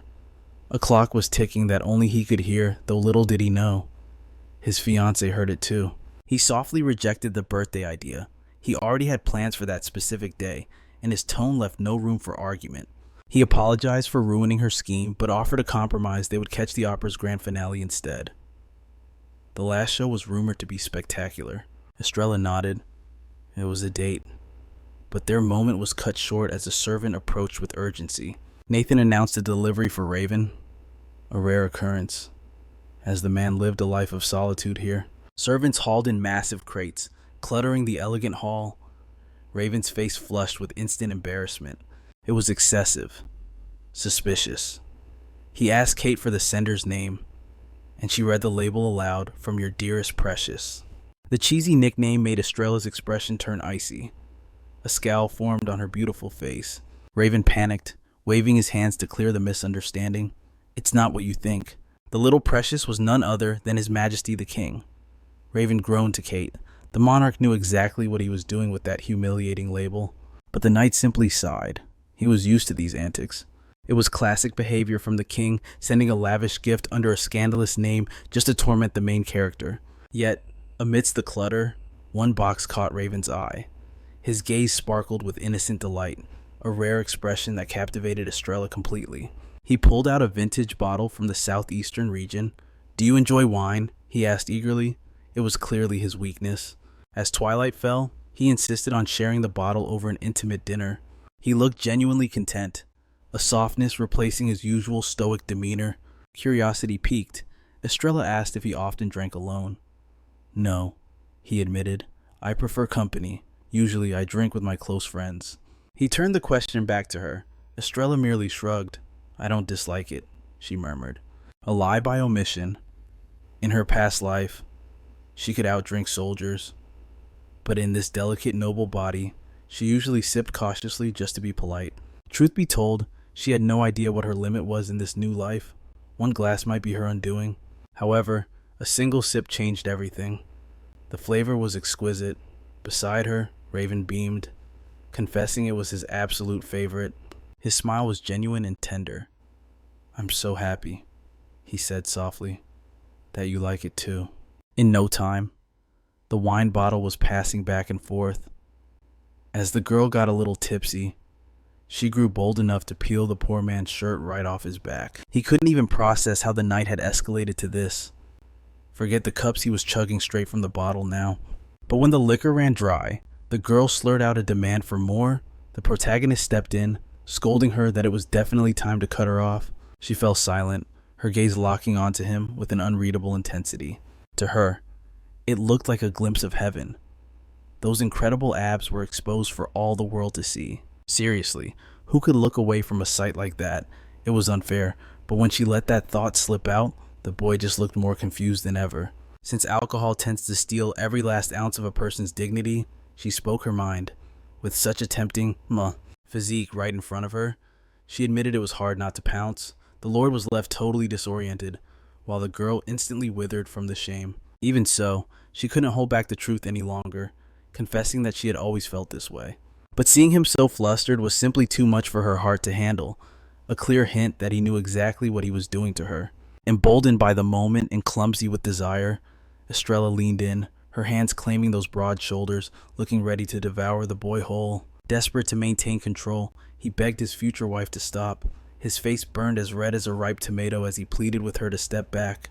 But that is not what she did. Oh no, she did exactly what every single one of us would have done in that moment.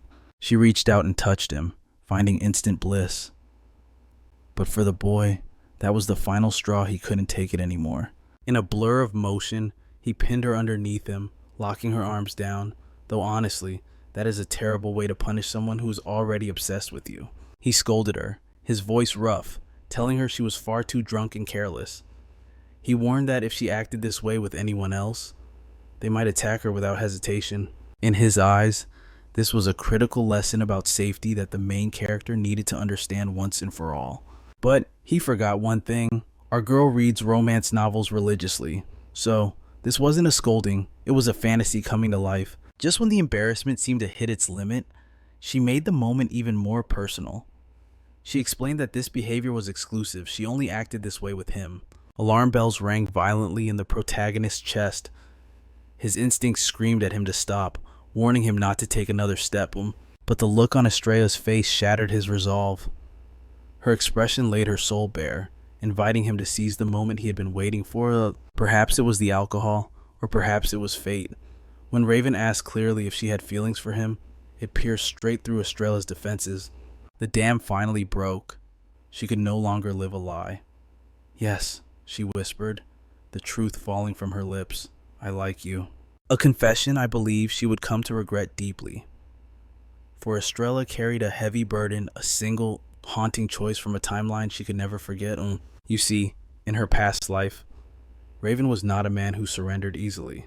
He offered his heart on a silver platter, calling her his beloved saint.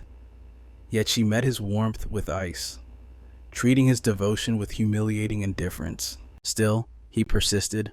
He would tease her, searching for a crack in her armor, insisting he could see the love she tried so hard to hide.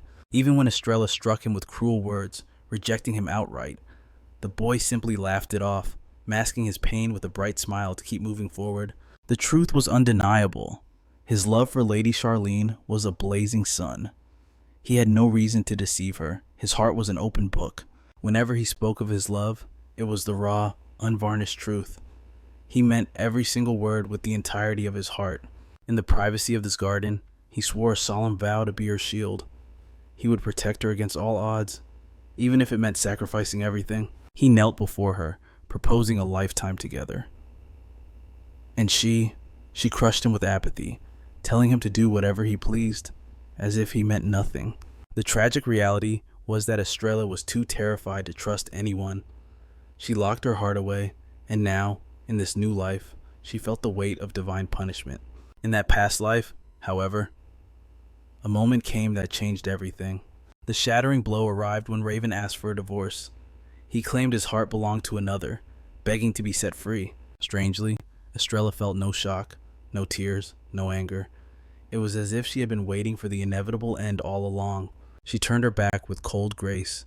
"Be happy," she said, leaving Raven standing alone in the echo of her indifference. He stood there, stunned and broken. I suspect there was no other woman. He was just a desperate husband, testing the waters, praying she would finally fight for him. Now, Lady Charlene was a prisoner of that memory, condemned to live with the weight of an unforgettable regret. It was a torture that never ceased. When the rumors spread, one of Raven's loyal knights finally snapped, screaming at her to stop the lies. "How can you not see?" he yelled. Every time the commander opened his mouth, it was only ever to speak of you. He refused to accept that Raven had given his heart to another. When asked why she hadn't stopped him, Estrella was confused, insisting she didn't understand the accusation. But the reality of the main character's fate was much darker. Raven had walked into the arms of death solely to ensure her safety. In order to raise the barrier and repel the monsters across the continent, a supreme sacrifice was required. The boy chose to surrender his life in her place, a truth that finally left her in a state of total shock. Raven's funeral was a nightmare etched into Estrella's soul. Even as he was laid to rest, his knights cast blame upon her, claiming she knew the depth of his devotion, that she was the only one their master had ever loved. In that instant, the crushing weight of the truth finally struck her. She collapsed to the cold earth, speechless and broken. While Raven lived, he had showered her with affection, yet she had never once summoned the courage to whisper those 3 simple words, "I love you." Now, memories of his confessions flashed before her eyes, not as sweet reminiscences, but as a tormenting reel of missed chances. Her hands trembled uncontrollably, her voice lost to the void of her own grief. Despair ripped through her, unleashing a torrent of tears and agonizing screams. A chilling realization settled in her heart: death is final, and there is no turning back. She longed to apologize, to beg for forgiveness. Her only regret, the burden she would carry to her own grave, was failing to confess her love to the boy who meant everything. And so, she swore a solemn oath. If fate ever granted them a second chance in another life, she would remember this pain. That promise was exactly why she would not deny her feelings now, even with Raven hovering directly above her. Even in her drunken, vulnerable state, facing his piercing question, she held her ground. The air crackled with tension, but she refused to break her vow. She confirmed her love, leaving Raven utterly thunderstruck, a reaction she had never seen in all her life. The next morning, the sun rose on a brutal reality. Estrella woke in her room, her head throbbing with the mother of all headaches. Since when was her tolerance this low? She didn't recall being so defenseless against alcohol. Regret washed over her instantly. While she couldn't deny her feelings, surely there was a more graceful way to handle that interrogation than a drunken slur. All that remained was shame and the vivid image of Raven's stunned face. But she was an adult, and adults face their messes. She stood up.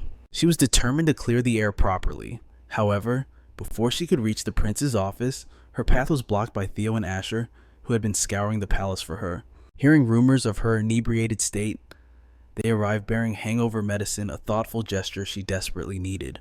These knights were truly devoted, always extending their care to anyone who held importance in their commander's heart. Noticing extra cups on the tray, she asked if they were intended for Raven. The knight nodded in confirmation. A blush crept up her neck as she shyly requested to deliver his portion personally and privately. Asher's sharp eyes caught the shift in atmosphere. Perhaps a lover's quarrel had taken place. Sensing the mood, he agreed, promising to keep the other knights at bay. He then dragged a protesting Theo away by the collar, leaving the poor guy calling out to Estrella like a lost puppy. Standing before the protagonist's chambers, she steeled her nerves, announced her presence, and asked for permission to enter. Raven's response from within sounded startled, as if he hadn't expected her to seek him out.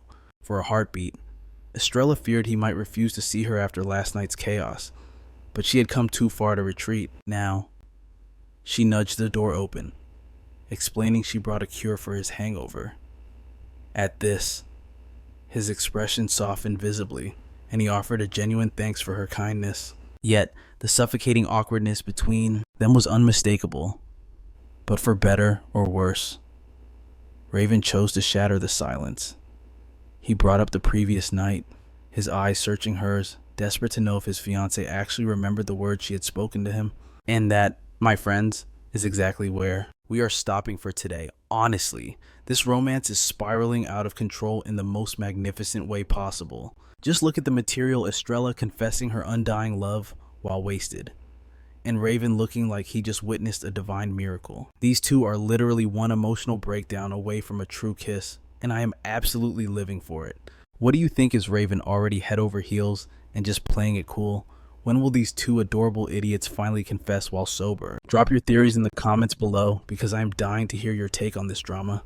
This masterpiece is called I've Fallen for the Empire's Greatest Villainess, and today we covered up to chapter 25. If you enjoyed this recap, smash that like button, subscribe to the channel, and ring that little bell so you don't miss a single beat of this chaotic love story. Kisses, and see you in the next one.